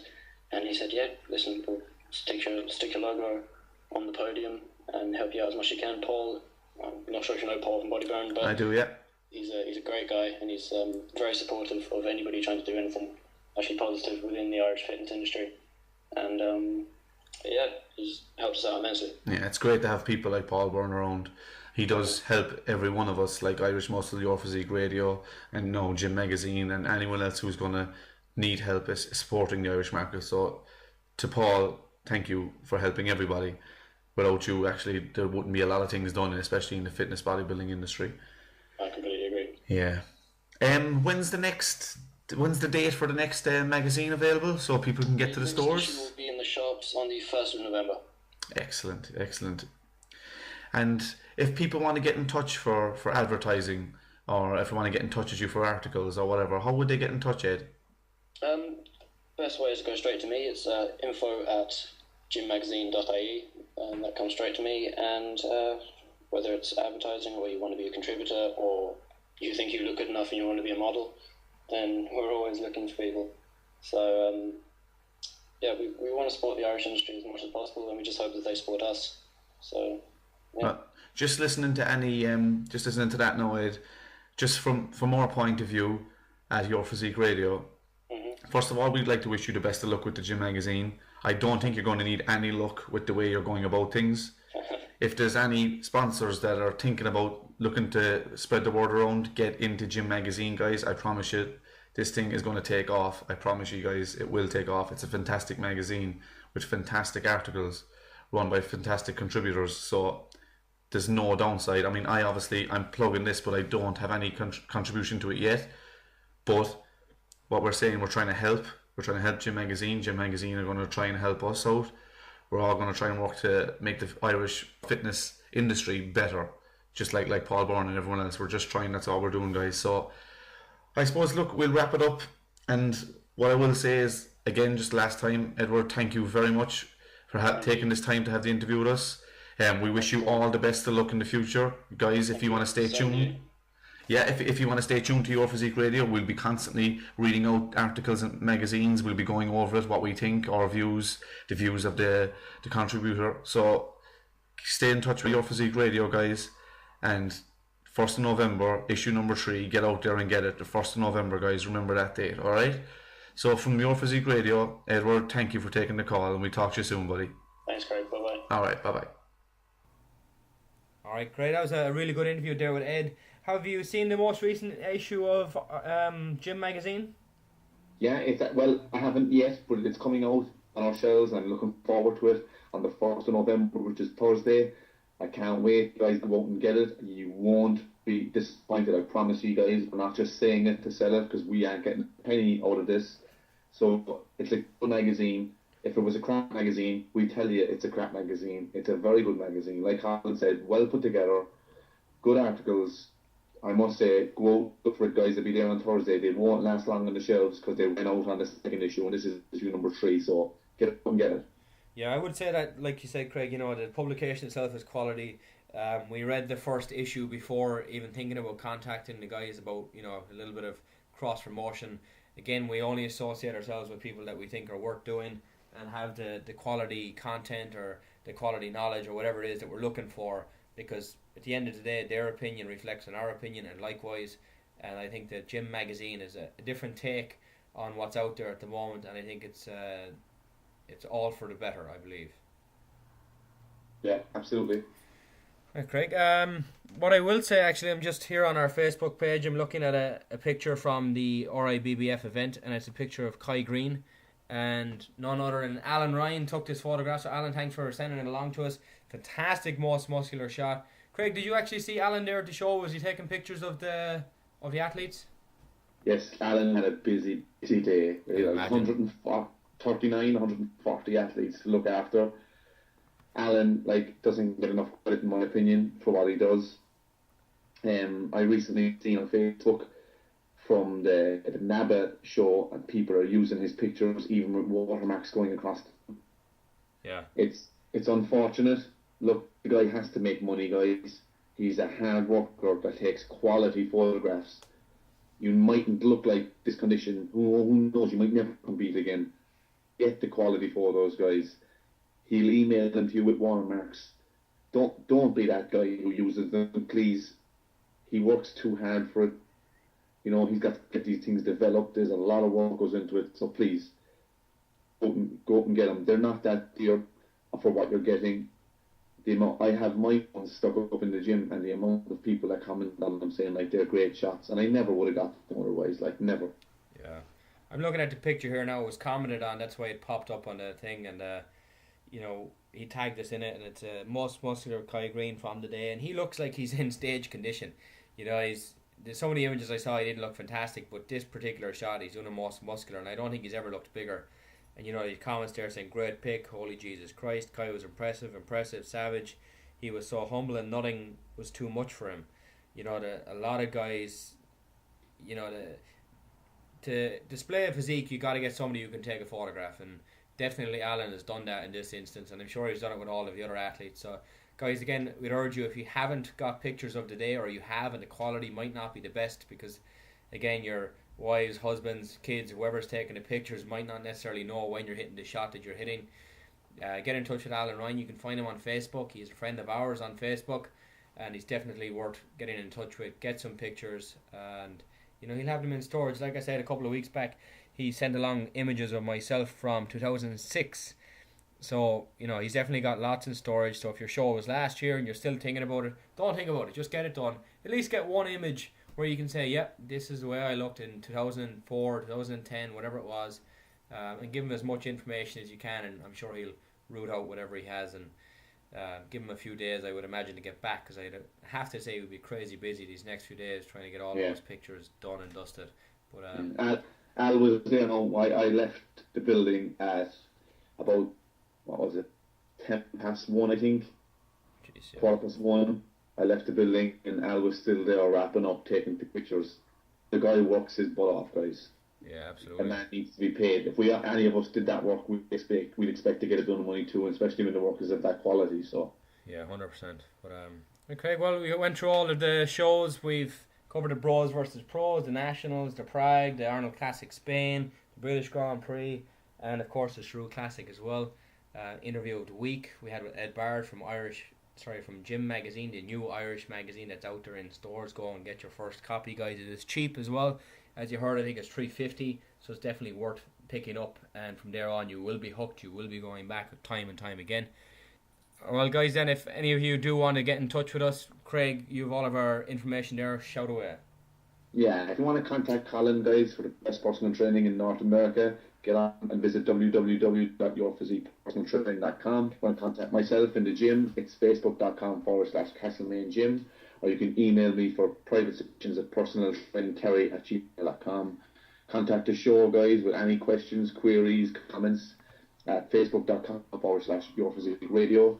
Email us, guys, if you want to keep it private or whatever. If you're looking for advertising, let us know, yourphysiqueradio@gmail.com. And as always, guys, follow us on Twitter at Physique Radio. Well, with that, guys, we come to the end of episode number 19. We'll be talking to you again soon. Until then, remember, it's your physique. And it's your choice. Thank you for listening to Your Physique Radio in association with irishmuscle.ie. Replays of all previous episodes can be found on iTunes, YouTube and Facebook. And for advertising opportunities, you can contact us at yourphysiqueradio@gmail.com.